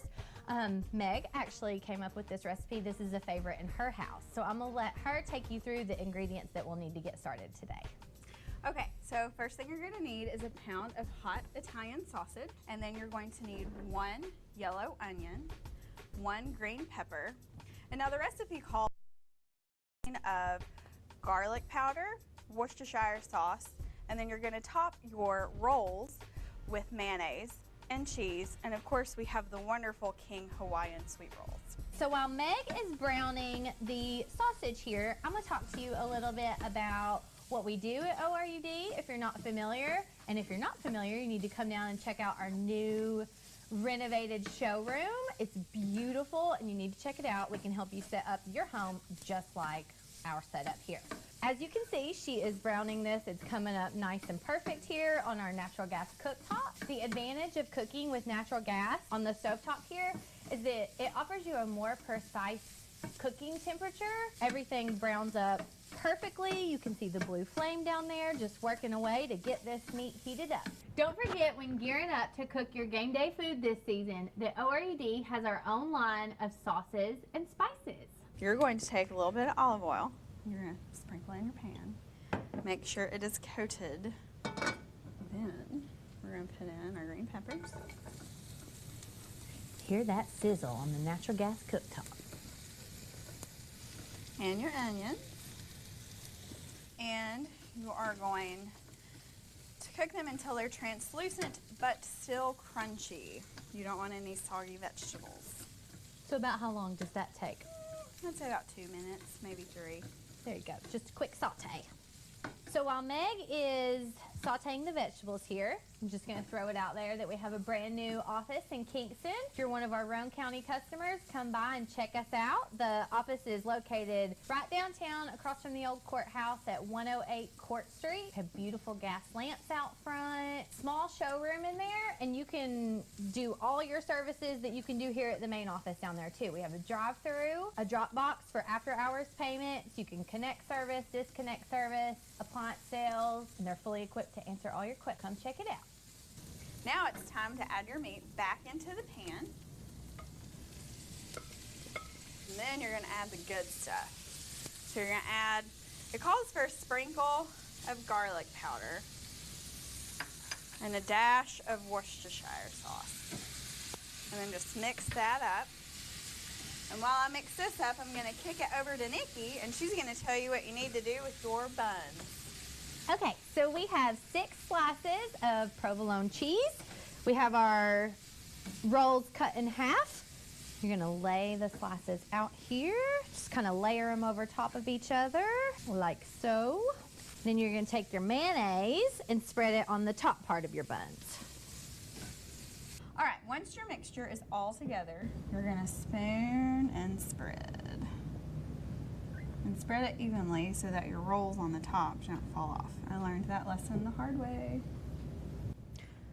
I know y'all can't smell this through the camera, but it smells amazing.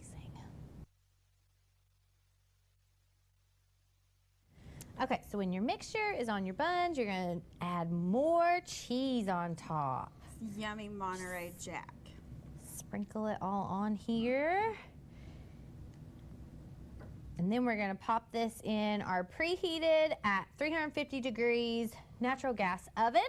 Pop the buns back on. This is the tricky part.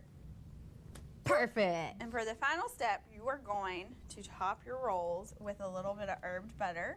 And all it is just melted butter, some garlic powder, and parsley. And just sprinkle it on.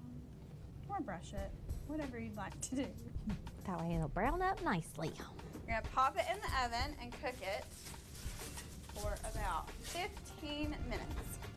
Okay, so now these are out of the oven. It's our favorite part, the taste test. So. Perfect. Don't forget, you can find all these recipes on our website at orud.org. This is your Scoreboard Snack Attack.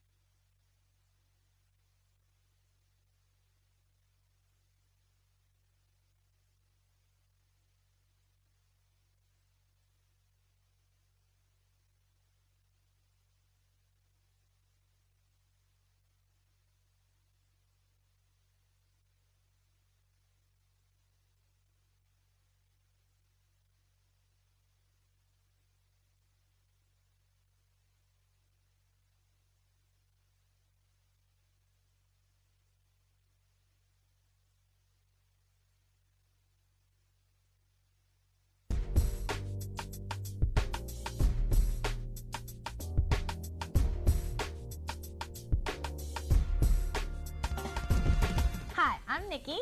And I'm Meg. And this is your Scoreboard Snack Attack. And today we're going to show you how to make delicious fried pickles.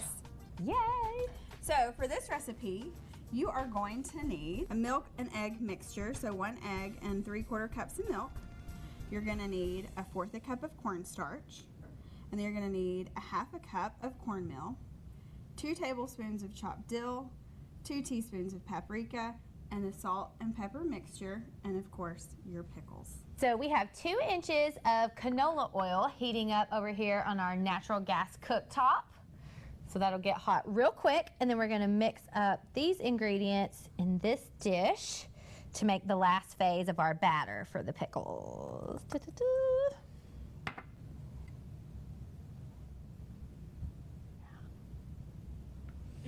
We're gonna mix it all up here. You can either do a pinch of the salt and pepper mixture, or you can just pour it all in there like I just did. Either way. Next step is you're gonna take your pickle, dip it in the egg mixture. Good. Cornstarch. Back in the egg. Then in your batter mix here, we're gonna get it good and coated. Then we're gonna toss it in the frying oil. Woo! You're gonna fry it until it's nice and golden brown. And then repeat with as many pickles as you want. So while this is frying up on our natural gas cooktop here, I want Meg to tell you a little bit about her role at ORUD. She's one of our newer employees, and she works in the marketing department. So tell us a little bit about what you do, Meg. Well, I do a lot of our social media marketing and some of our engagement out in the community, as well as I do a lot of our graphics for our pamphlets and getting sales material together and just making our new brand and new logo look even better than what it already does. She does it all, guys. If y'all don't follow us on social media, you need to check out our Facebook and our Instagram page.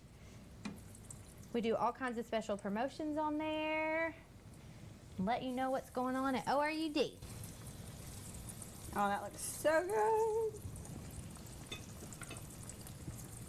But actually, gas cooktops give you precise temperature control, and that really makes it easy with tackling more difficult or fast-paced recipes, especially like in a restaurant environment, or if you're hosting a dinner party or your family for the holidays, something like that where you need stuff done in a more efficient manner.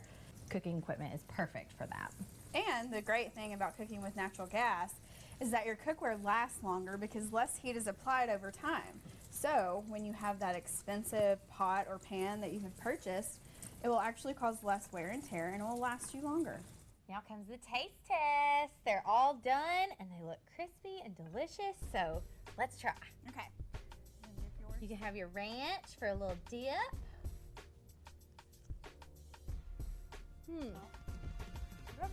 Perfect. Perfect, perfect.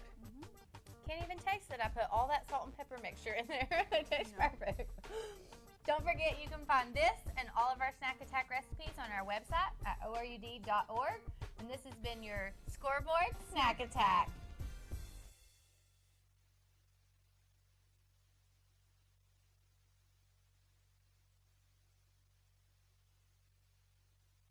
Meet Jack. He was a happy guy until he got hurt in a car wreck that wasn't his fault. The insurance company seemed friendly enough, and they made him an offer. Turns out it was less than he needed. But how was he supposed to know? Seems like the insurance company was looking out for themselves. But no one is looking out for Jack. If you get hurt in a car accident, don't be like Jack. Make the smart choice. Call OEB Law and turn your wreck into a check. 546-1111. Really? Again? Hey, if I had automotive style suspension like the new Simplicity, plus a free floating mower deck for the best cut, I'd be all that too. Well, and if I had the expertise and advice of his Simplicity dealer, maybe he'd look forward to hanging out with me. You don't have a Simplicity dealership. Good point. Huh. Yeah. SL Bowman & Sons, 524 North Front Street in Rockwood. 1952. That's the year Hammers opened the first store in East Tennessee. Now there are 5 stores and there's always something new. Like in Hammers' popular ladies boutique department, You'll find the lowest price possible on new arrivals every week.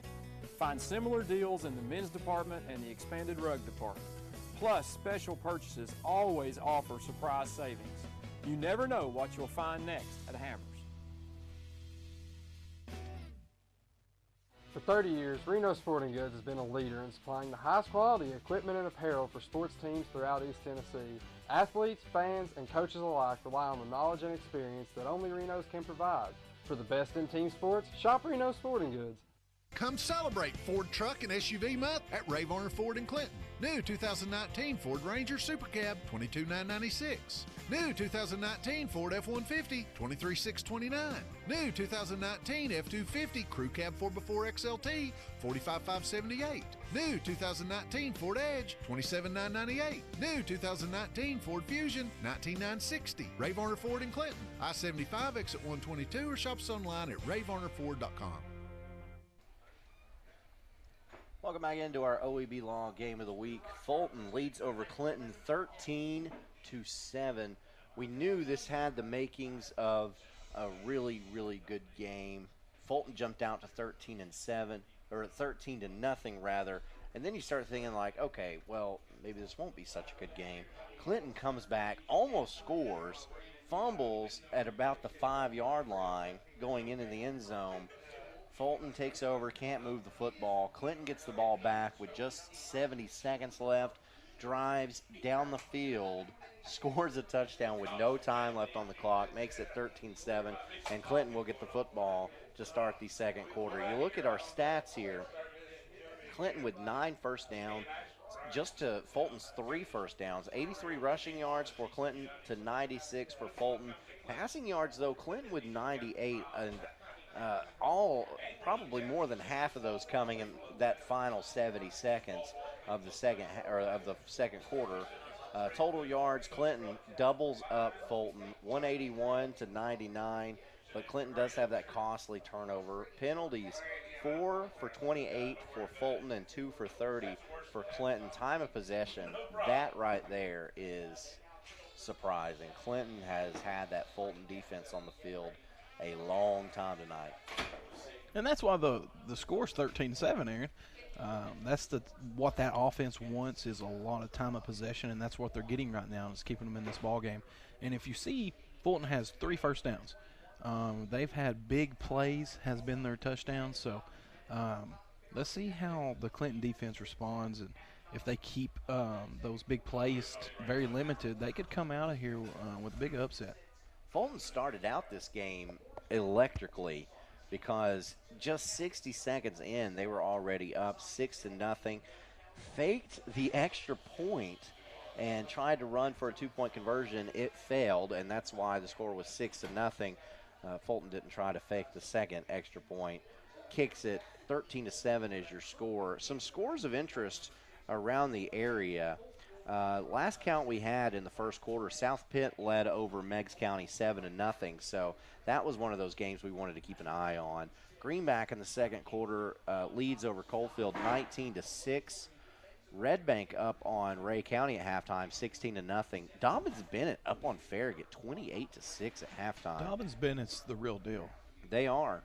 Grace Christian up on Chattanooga Christian, 24-7 at the half. Oliver Springs up on Sunbright, 35-0 at the half. Kingston up on Scott High, 7-0 at the half. In the second quarter, Rockwood over Cumberland County, 12-8. You've got West was up on Powell. Last count we had 7-0. And Wartburg up in the second quarter over Jellicoe, 22-6. Bearden leading Jefferson County, 21-16. Here's a big score. Oneida leads over Kings Academy 13-7. And here's another big score. In the second quarter, Harriman over Midway 7-0. Yeah, Midway was really starting to get low on numbers from injury, and it's starting to have a major impact on that team here in the second half of the season. And, of course, a final from last night as Austin East defeats Gatlinburg Pittman by a final score of 32-17. So that's about what's going on around the area. Okay, so Clinton gets the ball to start the second half. What do you want to see from them? The same thing. I want to see a lot of aggressive plays. You're 0-6. You have nothing to lose. So get out here and be aggressive. Keep taking some shots down the field. When they started throwing the ball, some things started happening. So balance it out just a little bit more. Be a little more aggressive than what you've probably been all season long. And let's go out here and try to win this ball game. Fulton, you got to play a little bit better defensively. Stop the big plays. Play more disciplined on defense. Read your keys, and everything else will take care of itself. All right, we're going to take a final break on the OEB Law Game of the Week, and we'll have second half action when we get back. Evans Mortuary has been serving the needs of families in and around Roane County since 1976. As established members of our hometown community, we understand the security of dealing with people you know you can trust. We build our reputation on this trust. The Evans family appreciates the confidence the community has expressed in us over the years and will constantly strive to earn that favor. Evans Mortuary, 805 North Gateway.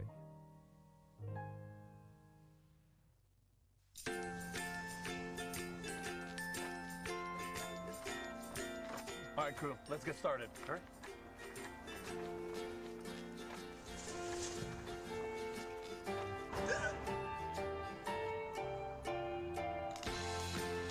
Don't ignore the law. You must call 811 at least 2 to 3 days before any digging project so you can avoid hitting our essential buried utilities. For digging projects big or small, make the call to 811.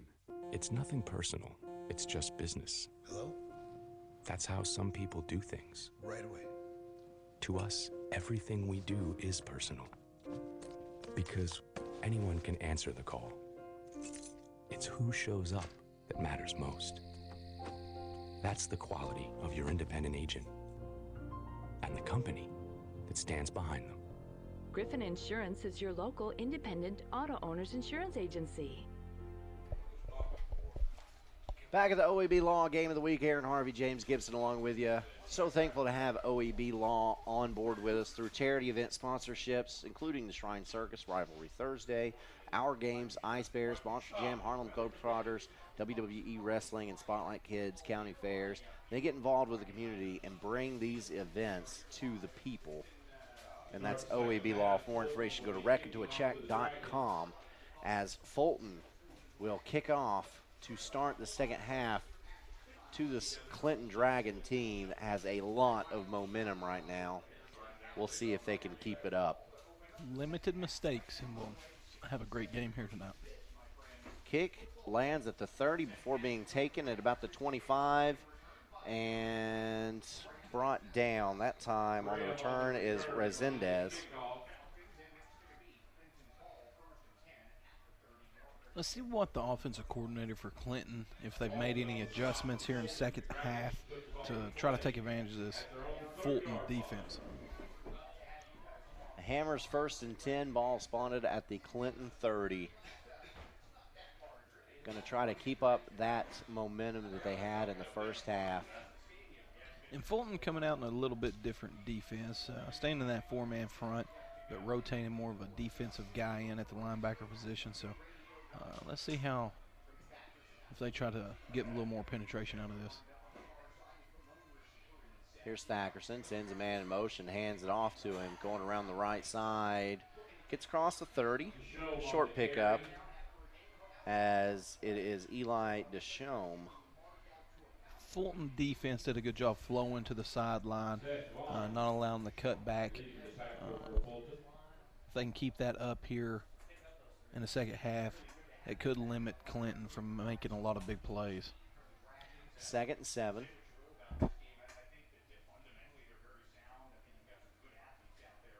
Clinton doesn't get in any kind of hurry. No, that's their style. Eat the clock.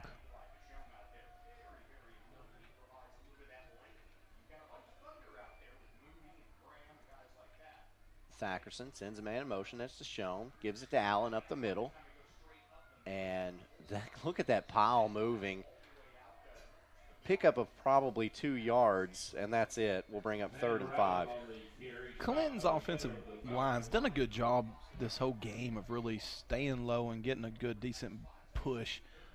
Every now and again, the athletes of Fulton will be able to squeak through. But Clinton overall's done a good job up front.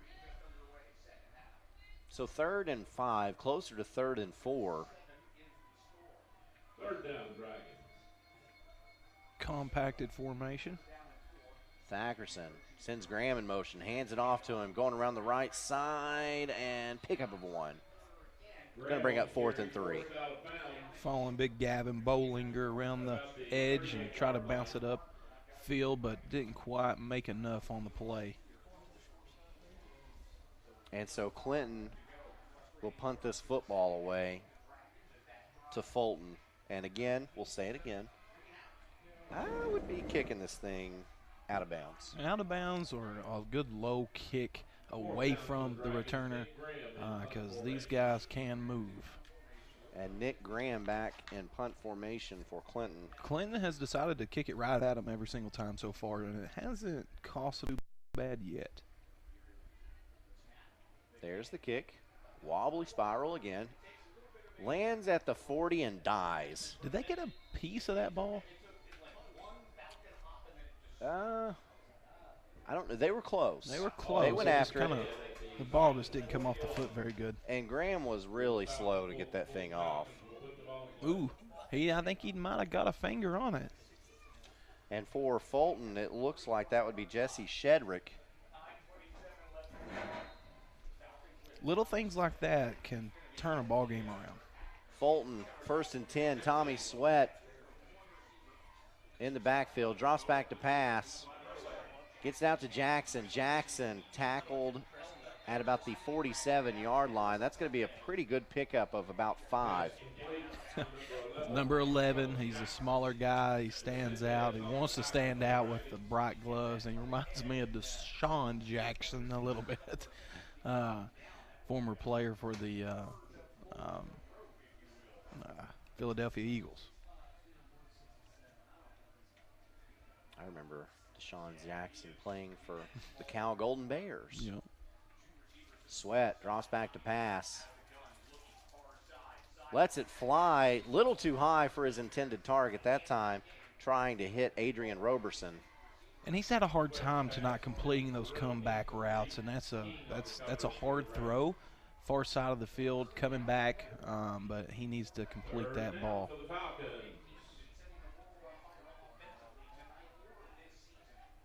So 3rd and 4 now for Fulton. Forced a Clinton 3 and out to start the 3rd quarter, trying to avoid the same fate. Clinton standing at 3-3 stack. Sweat fakes the handoff. Now he's rolling. Looks upfield, lets it fly. And Roberson is there and drops the football. Tried running before he secured the catch. That pass was on the money. Yeah, you can't ask for nothing better, and you've got to catch the ball before you run. I mean, that's simple. That's elementary. You got to come down with that play. And Roberson was wide open. I mean, you've seen on the replay, his eyes were off the ball. Look, he's already looking upfield. Yeah, cannot come down with that catch. I believe that we just heard it. Our producer, Brad Jones, saying, I believe he's right. He was afraid he was going to get hit there. And so here's the punt. Ooh. And that will roll dead at about the 17-yard line, and that's where Clinton will take over this game. I want to thank all of our sponsors tonight, including Oak Ridge Utility District, Evans Mortuary, Griffin Insurance, Harriman Utilities Board, Ray Varner Ford, S.L. Bowman and Sons, Davis Funeral Homes. Of course, Hammer sponsoring our first down tonight. And our title sponsor, OEB Law, on with us all season long. And we're glad to have all of our sponsors so that we can bring you these games week in, week out. And this is a good environment over here in Clinton. They have a really nice community field and a lot of good vendors and tents set up and people selling things. It's really cool. Got bleachers on all 4 sides of the football field, which we don't see very often. Here's a handoff going to Moody, and Moody is getting nothing, losing, in fact, a few yards. A little too much east to west, and he's getting north and trying to get what he can. Sometimes those running backs have a hard time just getting a yard or two. They try to get a little jealous and try to make it into a bigger play, and it ends up costing the team yards. So sometimes it's better just to take a no gain or a gain of 1 instead of bouncing around too much. loss of 3 brings up 2nd and 13. You said it earlier, this is not the type of offense you want to get behind the sticks in. No, it's really not. Anytime you saw tonight when they do have a 2nd and long or a 3rd and long, they really struggle, and that's by design. Here's Thackerson, hands it off to Allen, and Xander Allen puts his head down, gets ahead to about the original line of scrimmage. We'll bring up 3rd and about 10. And you know the quarterback of Clinton is saying, hey, let me throw it, Coach, after that first half ending. So let's see what they choose to do. Coach Randy McCamey. He's a triple option guy. He's going to run that football. That's what makes him comfortable. So let's see what happens. So here's Thackerson. Sends a man in motion. And will hand it off to Deshaun. Going around the right side. A lot of speed there, but not a lot of yards gained, as Fulton was right there to make the tackle. Pickup of about 4 will bring up 4th and 6. He's got a lot of really good speed, but he is not the biggest guy. And normally, you know, when you get your hands around him, he goes to the ground. I'd love to see him more at that wide receiver position, running down the field, using his speed to break away from players. So another punt here, as Graham will punt it away. Back deep to receive a very dangerous Joshua Jones and Marcellus Jackson. Fulton almost blocked the prior punt. And this one is ugly. Kicked away, and Jackson will try to pick it up and bobble it, and it goes out of bounds. Marcellus Jackson very, very lucky that ball went out of bounds. He really is. They tried to kick the ball away is what I'm assuming. It was just a shank kick one. Might have been a shank kick. And he came up, he saw green pasture. He said, hey, I'm coming up here and catching this ball, and I'm going to run it in. And if he would have secured that ball, that is a potential touchdown. He had a lot of green field in front of him. So heads up play, but you got to get your hands down lower to the ground. Like they say in baseball, you got to have your glove in the dirt. Well, he should have been a little bit lower. So Fulton with really good field position here on the Clinton side of the field. Ball spotted at the Dragon 43-yard line. Sweat lines up in the shotgun. Single back in the backfield. 2 wide receivers on either side. Fakes a handoff, and he's going to keep it himself going up the middle. Big yardage by Tommy Sweat. Gets down to the 30-yard line. Pickup of 13, and another Hammers 1st and 10 for the Falcons. And he's a big guy. He's hard to tackle and bring down. Anything the quarterback can bring with his feet is welcome to this offense. Good play on 1st down. Brings up another Hammers 1st and 10. And the Falcons are in business. 3 wideouts to the left side now for Sweat. Drops back to pass. Hits Jackson on a bubble screen. Jackson dancing around, making some guys miss, but when he turns it upfield, he's got some Clinton Dragons waiting to breathe fire on him. And that's a good play, but you want to see Connor Moody there, number 40 of Clinton. He started to get frustrated that there wasn't a holding penalty. And I get it, that it was clearly holding, but you can't give up in the middle of the play and start to look for the referee. You got to come back and get involved in play. Yeah. But it was a missed call. I'll give him that. It was a missed call. You're right. Here's happens. Sweat. Looking downfield, lets it go. His receiver's there. That pass is complete. That's Roberson. When I coached in college, actually, that's Jeffrey Riddle, for a Hall of Fame defensive coordinator by the name of Larry Blackstone, and players would get emotional and say, hey, I was being held, Coach. There's holding on every play, son. There's no excuses. You got to get your job done whether you're being held or not. Yeah, and one thing that I always try to tell teams that I coach, worry about what you can control. Yep. 3rd and 4. Here's Sweat. Drops back, quick out, and that pass is complete, and that goes to Riddle again. And that's going to be good enough for the Fulton 1st down. They've tried that play several times tonight. He's overthrown it, and so it's a good job of him settling down, making a good throw. A little late, but a good job making the completion. And Fulton letting their junior quarterback, Tommy Sweat, take control of this game a little bit. Moving the ball around a little bit, trying to open up this defense, which will open up the run. So on the Hammers, 1st and 10, 2 wide receivers on either side. Now they're going to send a third receiver to the right. And Sweat's going to keep it again, going up the middle. Finds the pay dirt. Touchdown, Falcons. Good play by the quarterback, good field vision, elected to keep it. We knew when they were throwing the ball to the outside that they were trying to open up some kind of a run in the inside, and that's exactly what they did with a quarterback keeper running, following that big offensive line to pay dirt. And look at, for Fulton, big number 74 as a lead blocker, Travis McAlpin.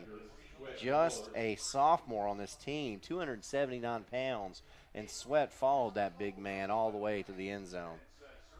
So here's the extra point. It is up, and it is good. Your new score, Fulton leads over Clinton 20-7 with 3:34 left to go in the third quarter.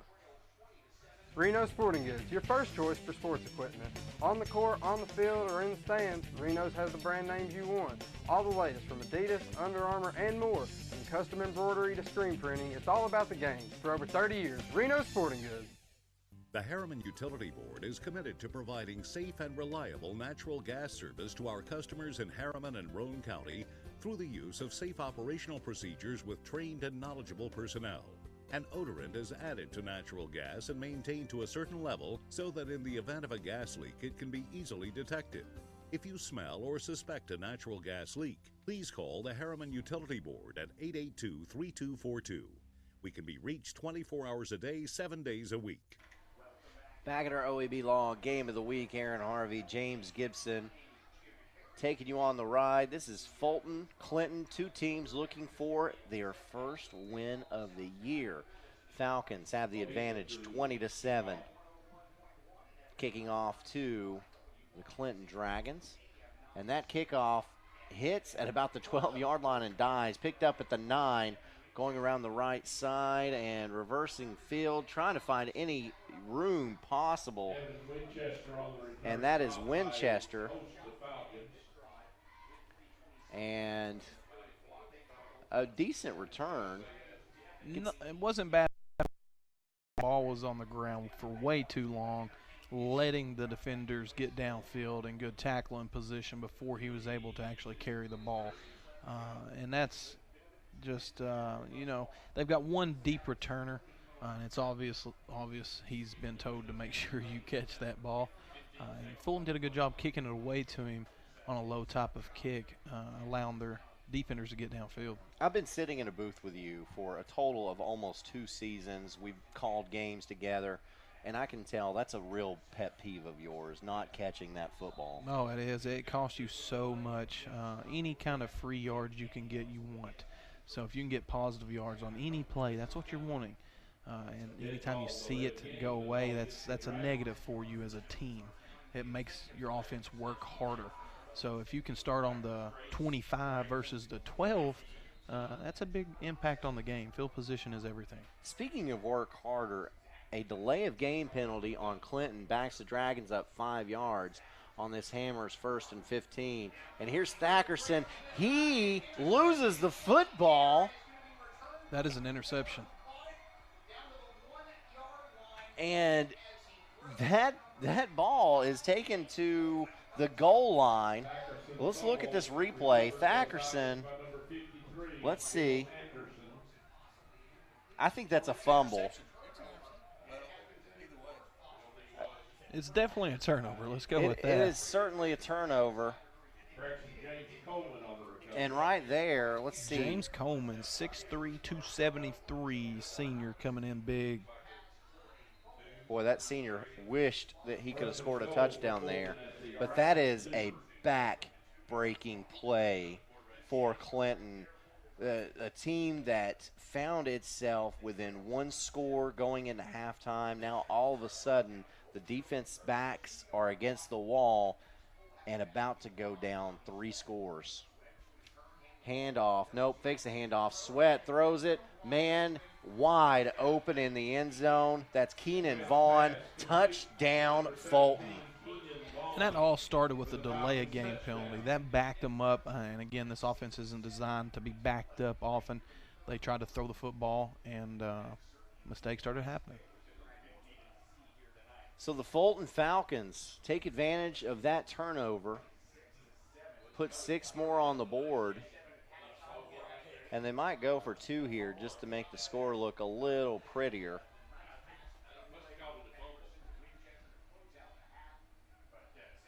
Little confusion. Is prettier a word? Prettier. Prettier. Is to me. Okay. Here we go. And so they will leave Sweat on the field, and he has a man wide open and overthrows him. That's one thing he's got to work on this offseason is letting the ball sail. If he gets that corrected, he's going to be a dangerous quarterback next year for Fulton. He had the man there, but now Fulton leads 26-7 in our OEB Law Game of the Week. Planning a funeral can be difficult at best, but it can be a lot easier if you work with people who care. That's Davis Funeral Home in Harriman and Wartburg. Davis Funeral Home gives attention to every detail, ensuring your loved ones will be remembered with honor and integrity. Davis Funeral Home works very hard to give you the most professional service possible. Davis Funeral Homes, Morgan Avenue in Harriman and Old Mill Road in Wartburg. Davis Funeral Homes, people who care. So after the Clinton turnover, which none of us can agree on what it was. You say it's an interception. I think it's a fumble.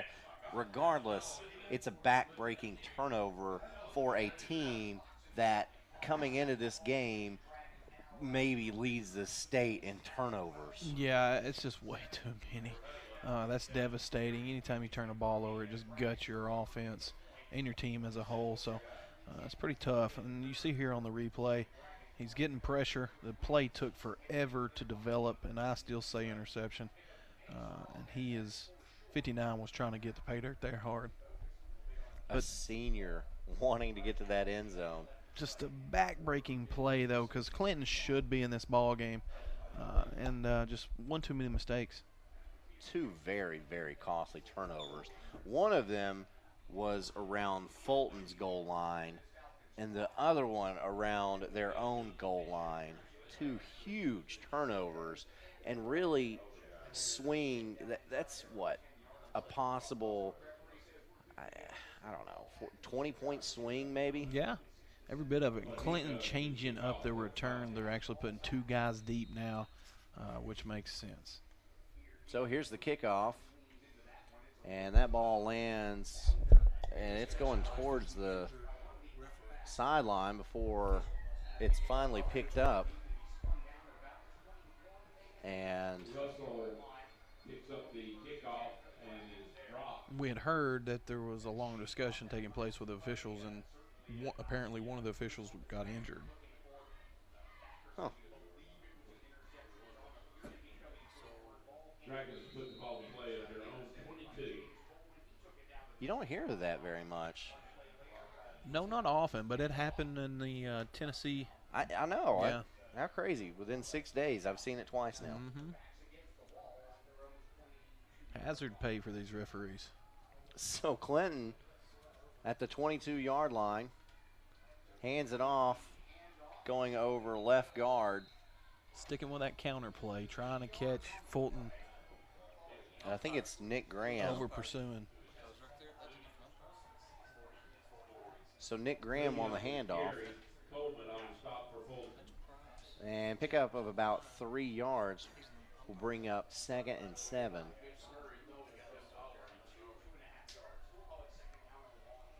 .230 left. Clinton staying in that tight formation.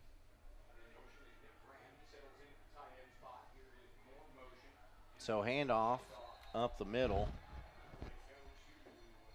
Offensive line's got to do a little bit better job hanging on to their blocks and getting to the second level.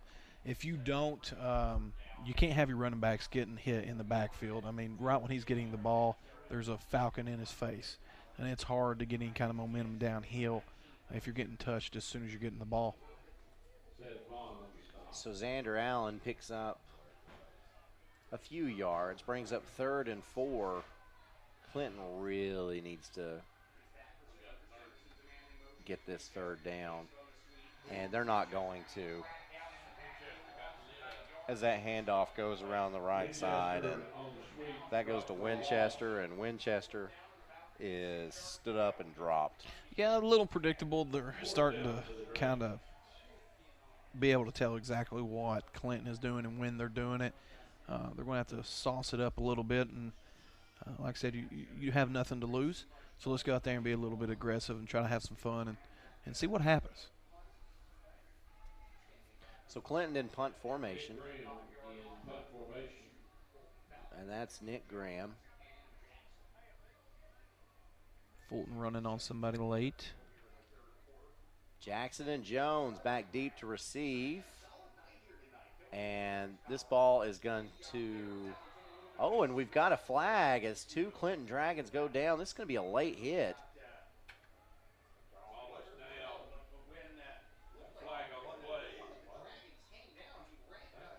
Let's see on the replay exactly what happened. As a Clinton player is hurt. Yeah, that's unacceptable by number 28 of Fulton. That's a penalty every day. Jerrison Gibson for Fulton delivers that late hit, and a Clinton player is down. And that should be considered for a targeting type of play because he was a defensive player. So under a minute remaining in this third quarter, Fulton leads 26-7. We might be in for a long injury timeout.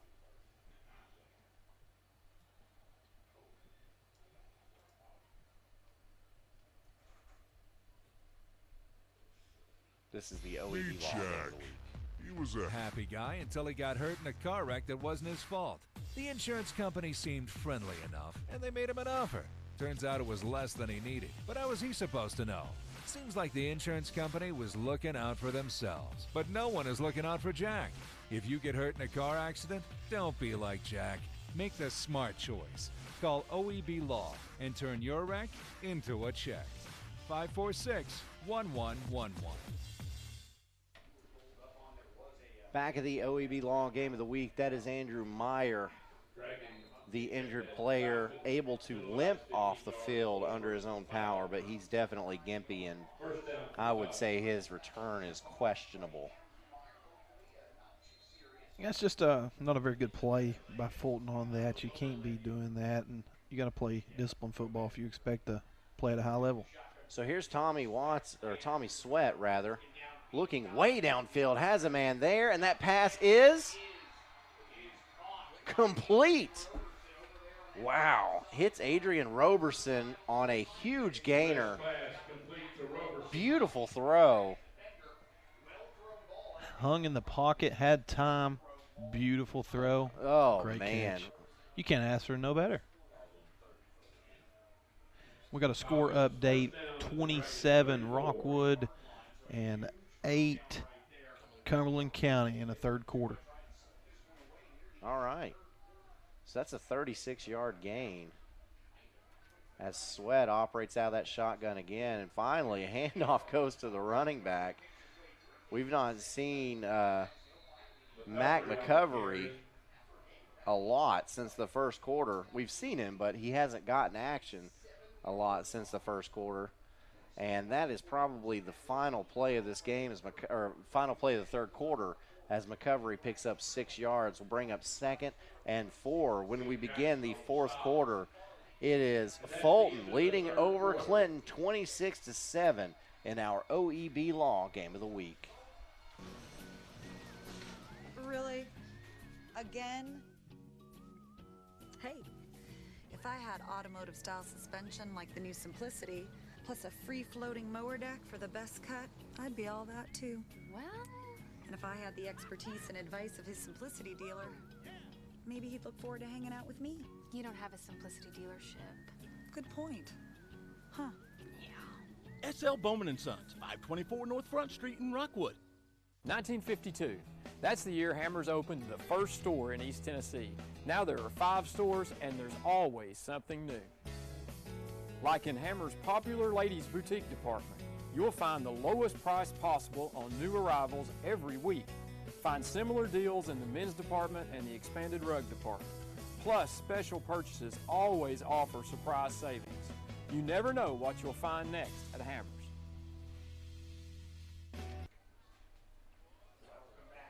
back at Clinton. 12 minutes remaining in this one as Fulton leads it 26-7, outscores Clinton 13 in that third quarter.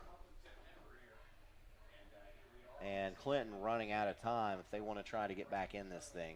Fulton's slowly starting to get a little swagger about them, and that's dangerous. If Fulton starts to get things moving in the right direction with these athletes, big things could happen here in the second part of the season for that struggling Fulton team. Tommy Sweat has got to be the player of the game for Fulton so far. And Sweat drops back to pass, feels pressure, takes off, and he's going to run it and gains about 3 yards, but he's hit late out of bounds, and we've got a flag. Fulton is going to pick up the Hammers 1st and 10 by way of penalty. Always a high percentage play of a penalty when you have several broken tackles sprinting to the sideline, especially the quarterback position. But 47 for Clinton came through there, running through the block. Russell putting the pressure on the quarterback. He's able to keep away from him, running out of bounds, and unfortunately Eddie Landfair came in with a late hit out of bounds.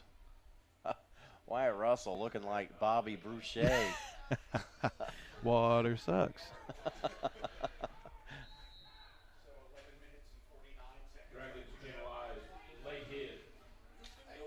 So after that penalty, the ball spotted at the 12-yard line.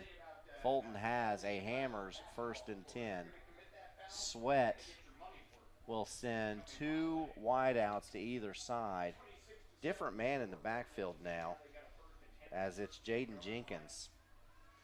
And Jenkins will get the carry going around the right side and picks up another first down, and there are more flags on the play.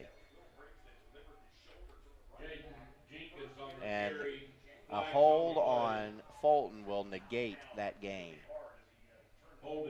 But Jenkins looking like a bowling ball going around that right side. Yeah, he ran plumb over his wide receiver. It's an interesting formation for Fulton. They came out in double stacks. It's where both wide receivers line up behind each other. So the running back bounced that outside, and that big offensive tackle got a holding penalty on him. So now the ball is spotted at the 21-yard line, I think. It's hard to tell on this field. So it'd be 1st and about 19. Clinton remaining in that 3-3 stack with 20 personnel of Fulton. So Indy Walton in the backfield as well. Sweat fakes a handoff to him, gets it up ahead. That pass is complete to that bowling ball. Jaden Jenkins gets to about the original line of scrimmage, maybe a little bit more than that. Brings up 2nd down. And Jenkins is listed 6'1", 197. He looks shorter than that, but he's a very special athlete. And we hadn't really seen him all night long. A junior on this team. Makes a really good adjustment to the football there. He really did. As we see the OEB Law side got stepped on a little bit. 22 personnel. Fakes a handoff to Jenkins. Sweat lets this ball fly to the corner of the end zone. Pass is incomplete. Looking for Indy Walton there. Pass intended for Walton, incomplete. Brings up 3rd down. And he had his man. Yep, he had him. We both saw it. And that's where you teach to throw the ball, to the pylon. That's the highest percentage play that you can go to, is throw it to the pylons. That way there's not a turnover. So the quarterback did his job. The wide receiver just took a little too long getting over there. Will route that time. And it's 3rd and 10.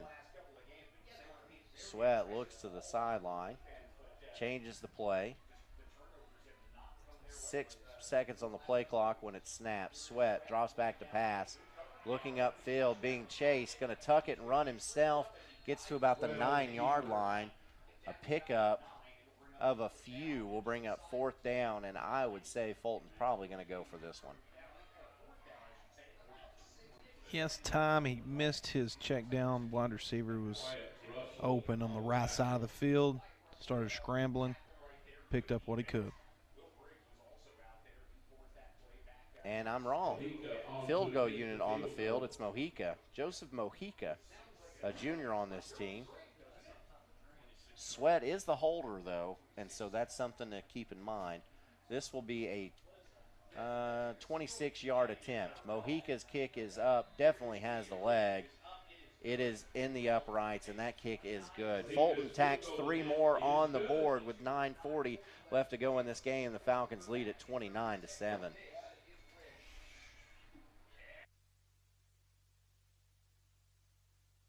For 30 years, Reno Sporting Goods has been a leader in supplying the highest quality equipment and apparel for sports teams throughout East Tennessee. Athletes, fans, and coaches alike rely on the knowledge and experience that only Reno's can provide. For the best in team sports, shop Reno Sporting Goods. Come celebrate Ford Truck and SUV Month at Ray Varner Ford in Clinton. New 2019 Ford Ranger Super Cab, $22,996. New 2019 Ford F-150, $23,629. New 2019 F-250 Crew Cab 4x4 XLT, $45,578. New 2019 Ford Edge, $27,998. New 2019 Ford Fusion, $19,960. Ray Varner Ford in Clinton, I-75 exit 122, or shop us online at rayvarnerford.com. 9:40 left to go in this football game. Fulton on its way to its first victory of the season, leads over Clinton 29-7 in our OEB Law game of the week. Mojica set to kick this one off. And Clinton comes up, picks it up at about the 20 and running backwards. And probably not the best decision as Edwin Resendez is slung to the turf. There is a flag on the play.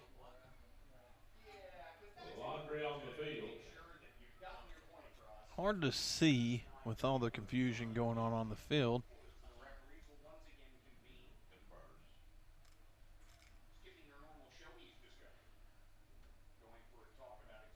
They're definitely taking their time tonight on making sure these penalties are correct. Which is good. It is good. It's fine.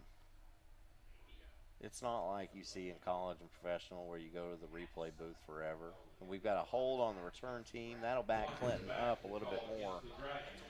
Special teams is more a lot of people really understand. And here in East Tennessee so far, we need to put more emphasis on the special teams play, and you'll start to see some programs really start to blossom more if they can limit the mistakes on special teams. And you would think that special teams wouldn't be such a big issue when you cover these bigger schools. So we've got a Hammers 1st and 10 for Clinton. And Thackerson hands the ball off for a halfback pass. And it's a little bit of desperation. They're just trying to get some momentum going, have a positive play. Drawing up stuff on the sideline, seeing what happens. Quarterback standing back there with a long time standing in the backfield with what looked like a backwards handoff. And then he was going to potentially throw the ball back to a wide receiver. And that's a risky play. That's a risky play. In your own end zone. It's desperation's what it is, but when the score is 29-7 with 9 minutes left, you got to start trying to make some plays. And you see them coming out in a different formation. And Thackerson throws it out, and that pass is caught. And that goes to Resendez. That's a good hard formation by the wide receiver. He catches the ball and secures it, stumbles, and keeps driving forward. He's refusing to go down. I like that fight. Picks up 4 yards ultimately, brings up a 3rd and 6. Clinton just trying to keep the chains moving. Dominated time of possession in that first half. I would say that's not the case here in the second half. So here's Thackerson. Rolls to his left. Looks up. Finds a man. That pass is complete this time, going to Josh Graham. And that is enough for a Hammers 1st and 10. It's a good simple pass and catch. That's the way football's supposed to be played. So good job. Rolling out, offensive line picking up the outside guy, and wide receiver coming down with the ball.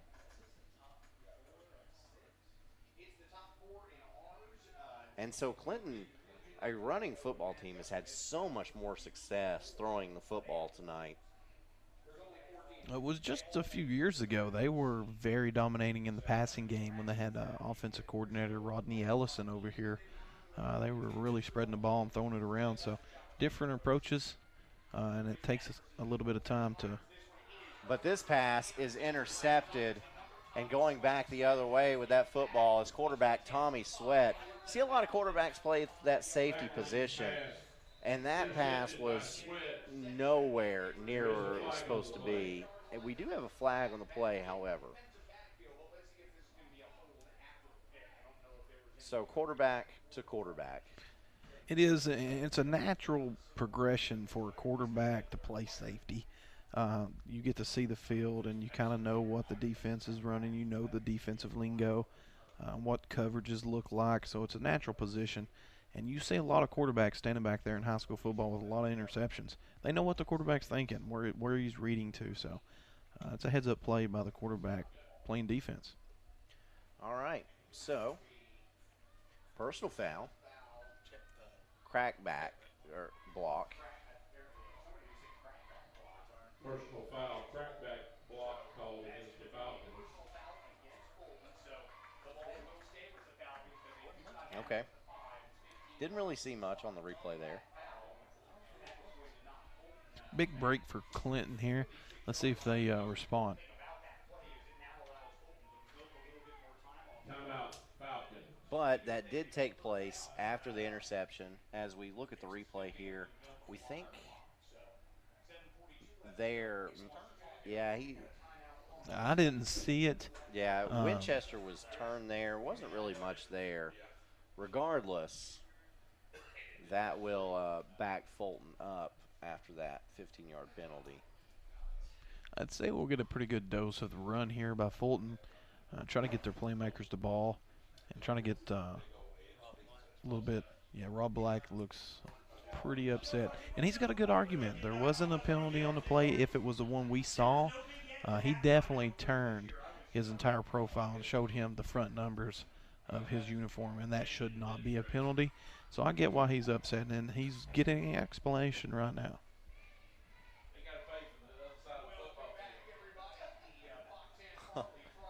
Rob Black, a coach, had a lot of success here at Fulton.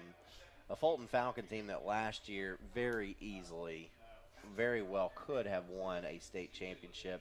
Got upset in that quarterfinal round by Catholic. I don't know how many people saw that coming. I certainly didn't.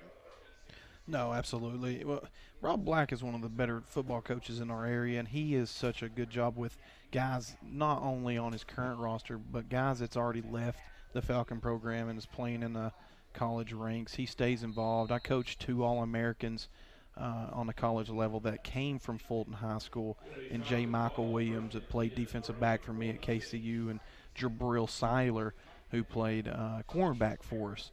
And they were both All-Americans their senior year, and some of the best athletes I've ever been around, and Rob Black would make special trips up there to see those guys. And he does that for all of his players. It's a family atmosphere over there.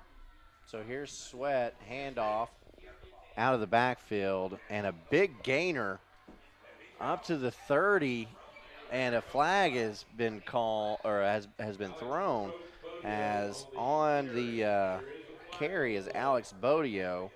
And Alex has got to stop carrying the ball like a loaf of bread. I believe he lost possession of the ball at one time and caught it with his other hand. Wow.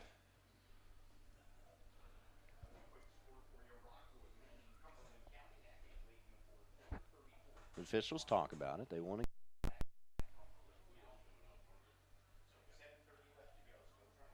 holding on Fulton, so that big run by Bodio is going to be negated. Watch the replay here of the running back. He starts to break it outside. See him getting loose with that ball. Yeah. You got to hold it on high and tight, and he's loose. Oh, yeah. Wow. Yeah. If I'm a coach on that sideline, I'm telling him quit shaking that head up and down, and you hold on to that football. Can't have turnovers. Oh, man. Play still results in a first down, though, by product of where the flag was thrown. So a Hammers 1st and 10 for Fulton. Sweat drops straight back to pass, looks downfield, fires it. Man is there. That pass is broken up at the last second. What a play. Looked like Resendez was there. That was great defense, a great recovery. Underthrown, which gave the cornerback an opportunity to make up some ground and get a hand on the ball. If the quarterback floats out a little bit more, it falls right in the basket for a touchdown. So quarterback going to watch that on the game film tonight, and he'll wish he could get that one back. Probably late on his delivery there. He was. He's been a little late all night long, and that's probably from this 0-6 start. So here's a handoff, and that's Bodio. Bodio on the carry. Picks up maybe 3 yards.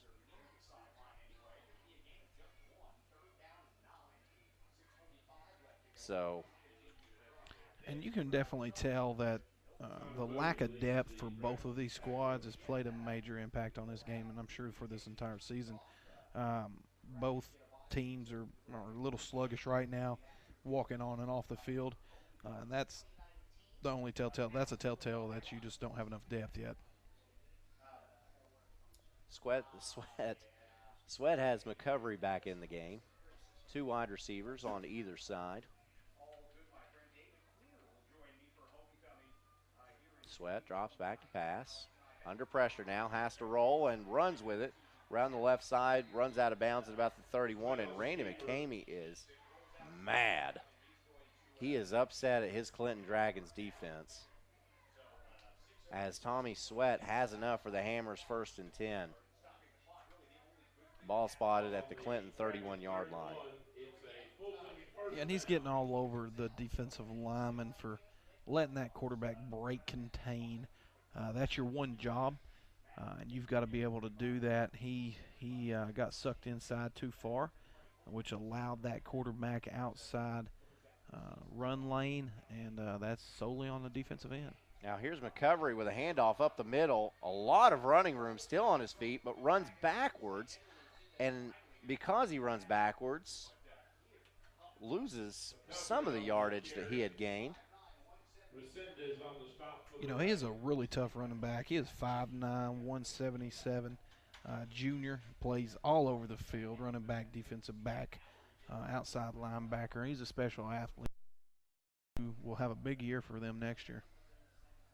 As we see on the replay, McCovery and Resendez trying to rip that ball free. Unsuccessful.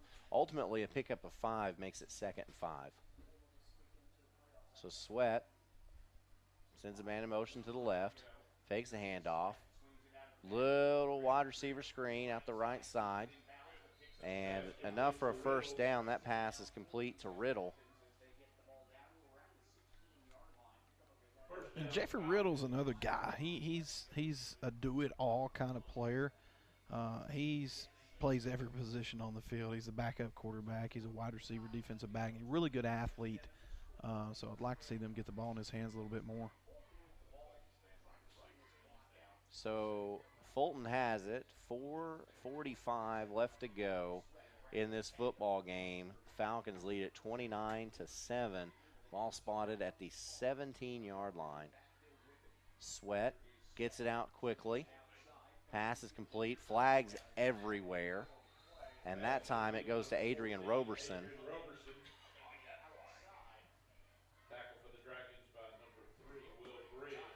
So they'll talk about this one as well. As Roberson Looked like a potential holding type of penalty. We'll see what they come up with here after the meeting of the minds.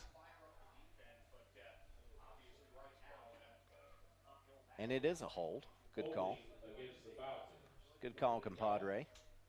And they'll mark that one off from the 15-yard line. Ball will be spotted at the 25. No, they're going to spot it at 26. Score update, Greenback 32, Cofield 14 after 3. After 3, so Greenback is just a tremendous football team. They are. All Like you I can said say about earlier, that. they got one of the better quarterbacks in the area. He's top of the stat sheet no matter what classification. And then he's got a wide receiver over there, Holden Willis, who is a SEC type of football player. Handoff. Going around the right side on this Hammer's first down. That's Indy Walton.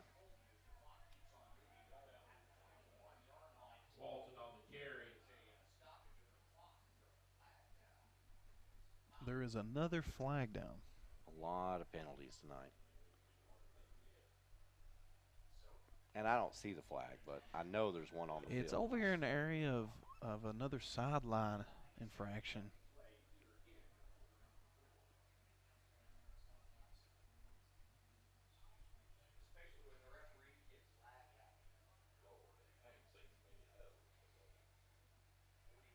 They're really talking this over. That is the third penalty we've seen the officials wave off tonight. Huh. I'm not sure what he saw. He must have thought he saw illegal motion.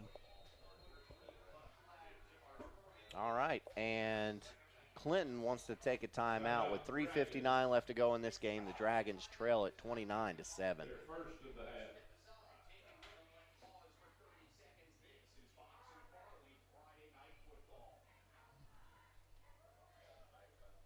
Evans Mortuary has been serving the needs of families in and around Roane County since 1976. As established members of our hometown community, we understand the security of dealing with people you know you can trust. We build our reputation on this trust.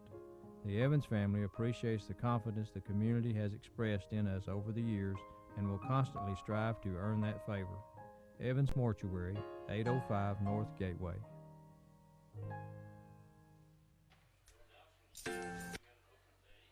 Back at Clinton, Coach Randy McCamey talking to these officials tonight.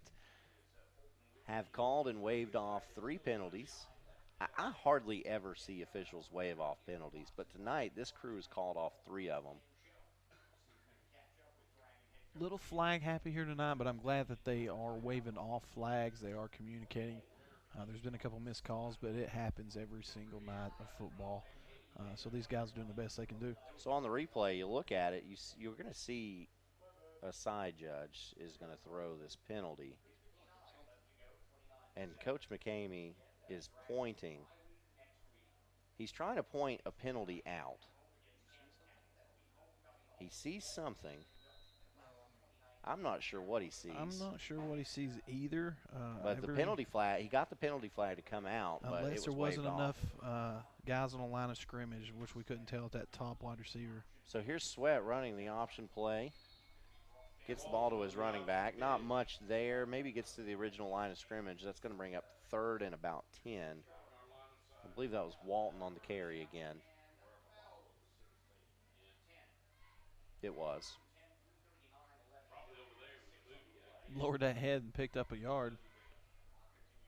So a 3rd and 10 for Fulton. They're in an area where they might feel comfortable kicking a field goal here, especially if they can gain a few more yards. Trying to keep that clock running and get out of here with the first victory of the season. Boy, I like this matchup over here on the far side of the field. One-on-one, throw it up, 50-50 chance. And Sweat looking the other direction instead, Boom. and that pass is complete. Touchdown, Fulton. And that is Roberson. That was a beautiful throw. It was, and he missed a big catch earlier, so he was making sure to watch that all the way in. It's a good route. DB bid on it. Quarterback made him pay. Good pass, good catch. Threw it at the pylon. Safest place to throw in that type of situation. That's what I've heard. So on to attempt the extra point is Joseph Mojica. High snap, good kick. And it's good. Your new score, Fulton leads it 36-7 over Clinton with just 3:02 left to go in this football game. It's the OEB Law Game of the Week. It's nothing personal. It's just business. Hello? That's how some people do things. Right away. To us, everything we do is personal. Because anyone can answer the call. It's who shows up that matters most. That's the quality of your independent agent and the company that stands behind them. Griffin Insurance is your local independent auto owners insurance agency.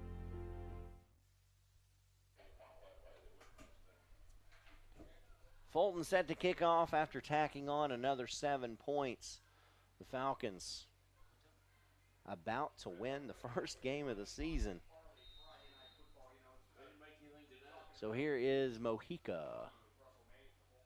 Good high kick. And it is caught at the 15-yard line.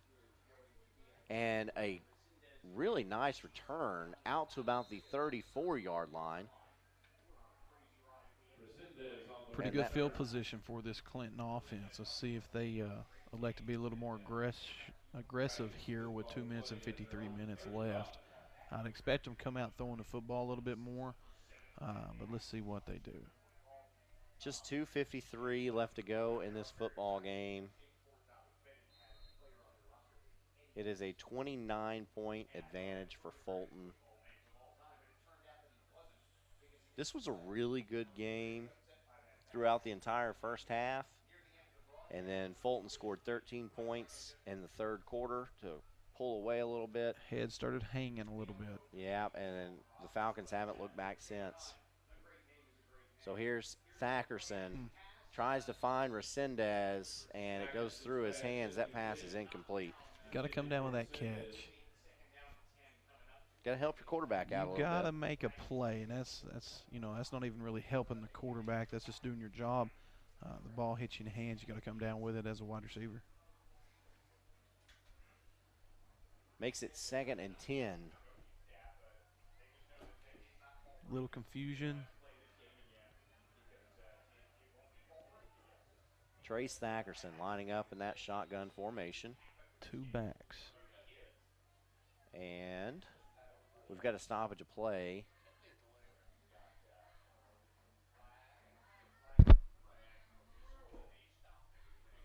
Dead ball, illegal substitution on Fulton. They've got 13 men on the field. Well, that'll do it every time. Or legal participation. That's a 5-yard.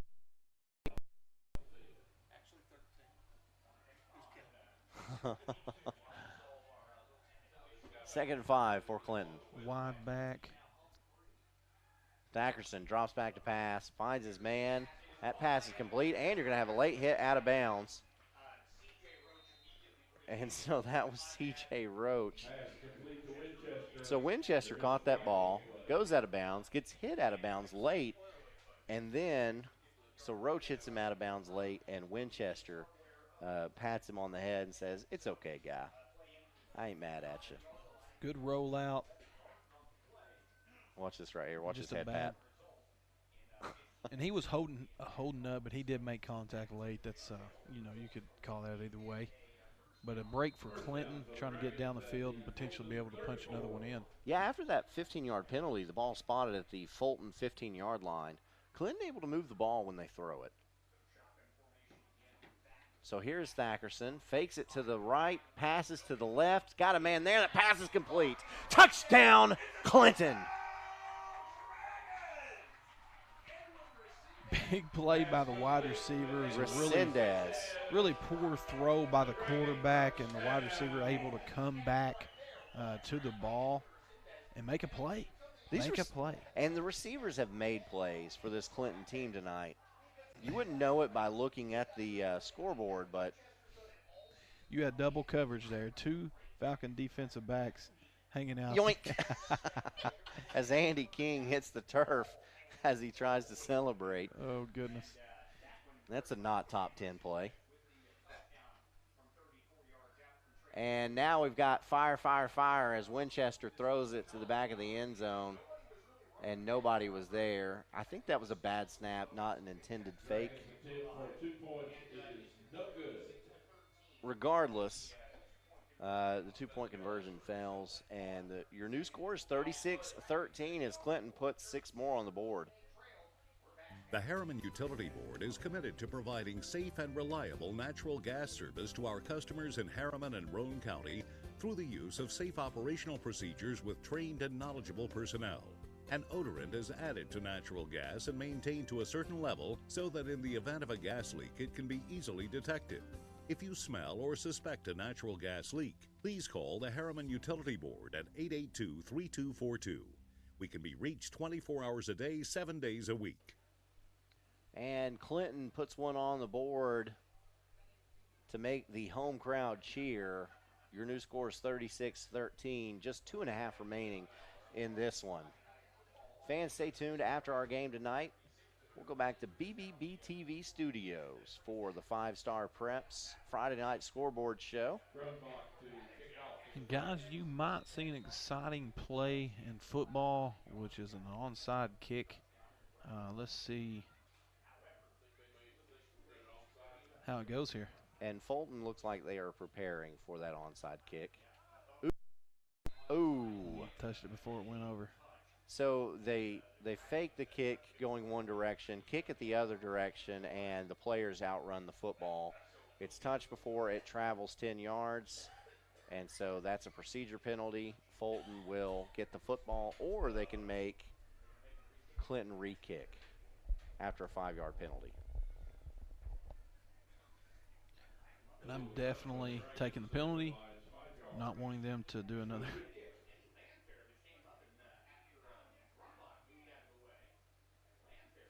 Another onside kick.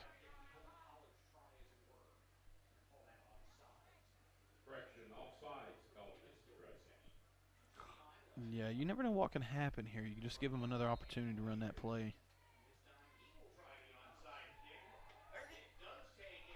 Ooh. Almost. It was a good play by number 7, trying to keep that ball in bounds. All right, so some clarification here. There was an offside penalty on Clinton. That's why they re-kicked it, because there's no way Fulton would have let them re-kick that football. Almost. It was a good play. Winchester tried running that football down to keep it in bounds. It cannot, and so Fulton will take over at midfield.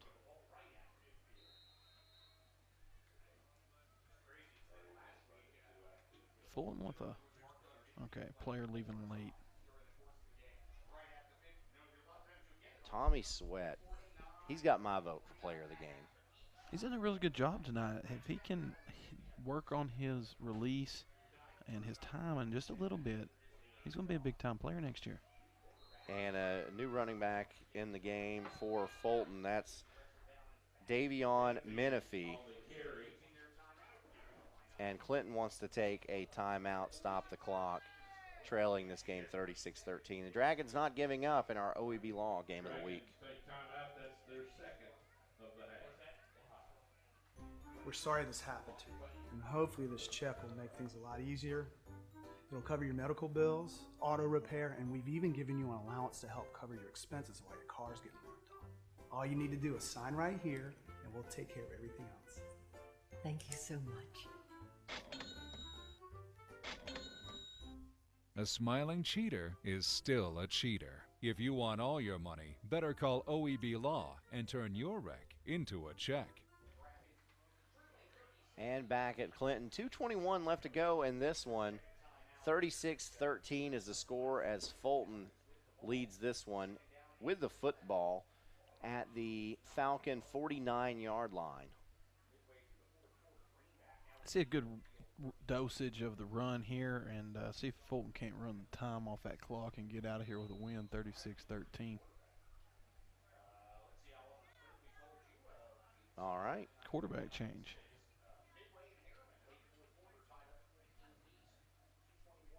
All right, new quarterback in. Handoff. Nothing. Well, that's unfair. He got a yard. Ran into the big back of the offensive lineman and folded him up. So Rayshawn Jackson is the new quarterback in the game for Fulton. And Clinton takes another timeout, their final of the game. And so just to stop this clock and try to give the Dragon offense another opportunity to get the football.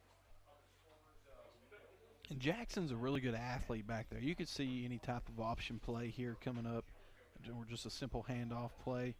I'd like to see them incorporate the running game just a little bit more at Fulton. They've got some really special running backs. Just got to hold their blocks a little bit longer, and that would help this offense out a lot. I want to say again thank you to OEB Law for being with us all season long. OEB Law turns your wreck into a check. Any wreck, big or small, they can turn your life upside. Any wreck that can turn your life upside down with bills, inconvenience, lost wages, and stress. OEB knows that and knows you need a check to compensate for those losses and helps you get back to normal. For more information, wreckintoacheck.com. Out of the timeout, Fulton has it, 3rd and 9, ball spotted at midfield. Let's see what offensive coordinator Fulton, Justin Long, who also coaches the quarterbacks, elects to do here.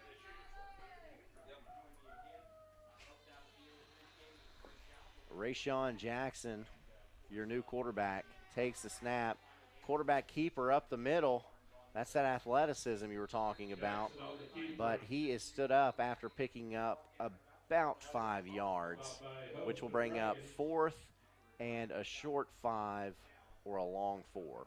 We've got a new score update from the Cofield Greenback game. You ready for this? Yes. Greenback 45, Cofield 14. Ooh. Holden Willis just scored a 70-yard touchdown. Ooh. I'm telling you guys, he is the real deal. This Cofield team is one of the better 1A teams around. And Greenback just has some playmakers. That quarterback that transferred from Maryville, he's put up just insane numbers. Holden Willis is 6'4", 195, and he's leading basically every stat board there is. And he's picking up offers from everyone. So they're going to be an exciting team to watch later on in the playoffs. So now instead of taking a penalty, Fulton wants a timeout.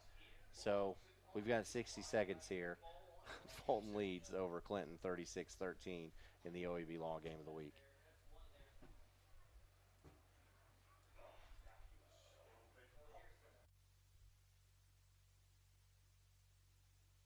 Hopefully this check will make things a lot easier. It'll cover your medical bills, auto repair, and we've even given you an allowance to help cover your expenses while your car's getting worked on. All you need to do is sign right here, and we'll take care of everything else. Thank you so much. A smiling cheater is still a cheater. If you want all your money, better call OEB Law and turn your wreck into a check. All right, so Fulton going to kick this football off in our OEB Law Game of the Week. And Clinton electing to put nobody back. Let's see how that works out for him. Went for a full block. Can't achieve the block, so the ball will roll dead at the 11-yard line, and that's where the Dragons will take over. 1:09 left to go in this game. Now, you remember there was about 1:09 on the clock when Clinton drove down and scored to end the first half. Unfortunately for the Dragons, they need a lot more than one score in this. Anything can happen there. It's Friday night in East Tennessee. Anything can happen. Another scoring update. In the first overtime, Oneida and Kings Academy tied at 21. What a game. Tony Lambert over there at Oneida coming to Kings Academy and putting up a heck of a fight because Kings Academy's got talent out the door. Matt Lau left that program in pretty decent shape. Thackerson, quick out. That pass is complete, and not much there. Interesting play call. And we have a flag. Yeah, that's emotions getting high here. 36-13. Frustrated. You got to be able to throw down the football here in this type of situation. I heard somebody in the press box say just a moment ago they're going to make us miss the breakfast bar. Too many penalties. Personal foul. This one's going against Clinton. Personal foul was called against the Dragons. And the play will stand. That penalty is assessed half the distance to the goal. So now you have a second and about 16. Clock running, under a minute left to go in this one now. Watch out for pressure, potential of a sack in this situation. Thackerson with 5 wideouts, no protection in the backfield. Has a man wide open, that's Graham. Pass is complete at the 20. And that is close to a first down, but not quite. That'll bring up 3rd and short. You got to hustle to the line of scrimmage. Don't waste time. Get on the ball. And correction, we do have a Hammers 1st and 10. And again, 5 wideouts as Thackerson drops back to pass, looking for anybody he can find. Does find Graham as Graham catches it and goes out of bounds to stop the clock. That pass is complete at about the 28-yard line. Out of bounds. Bringing it back for a little extra protection here, and let's get a ball downfield. And there is a back in the backfield. That's Big Xander Allen. And that's who you want. We're pass protection here, and that's exactly what they do. Stepped up a little early.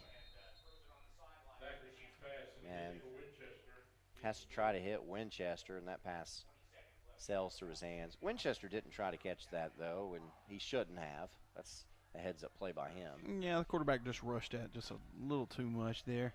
He had a little more time than that. Felt the pressure. But he was never looking down the field, though. That was a big indicator for me. He's not looking down the field to make a play. He was looking at the short routes with thinking 20 seconds, catch the ball, get out of bounds. See more aggression. And now we have a direct snap to Allen. Runs it up the middle. Does pick up the first down, which will stop the clock temporarily.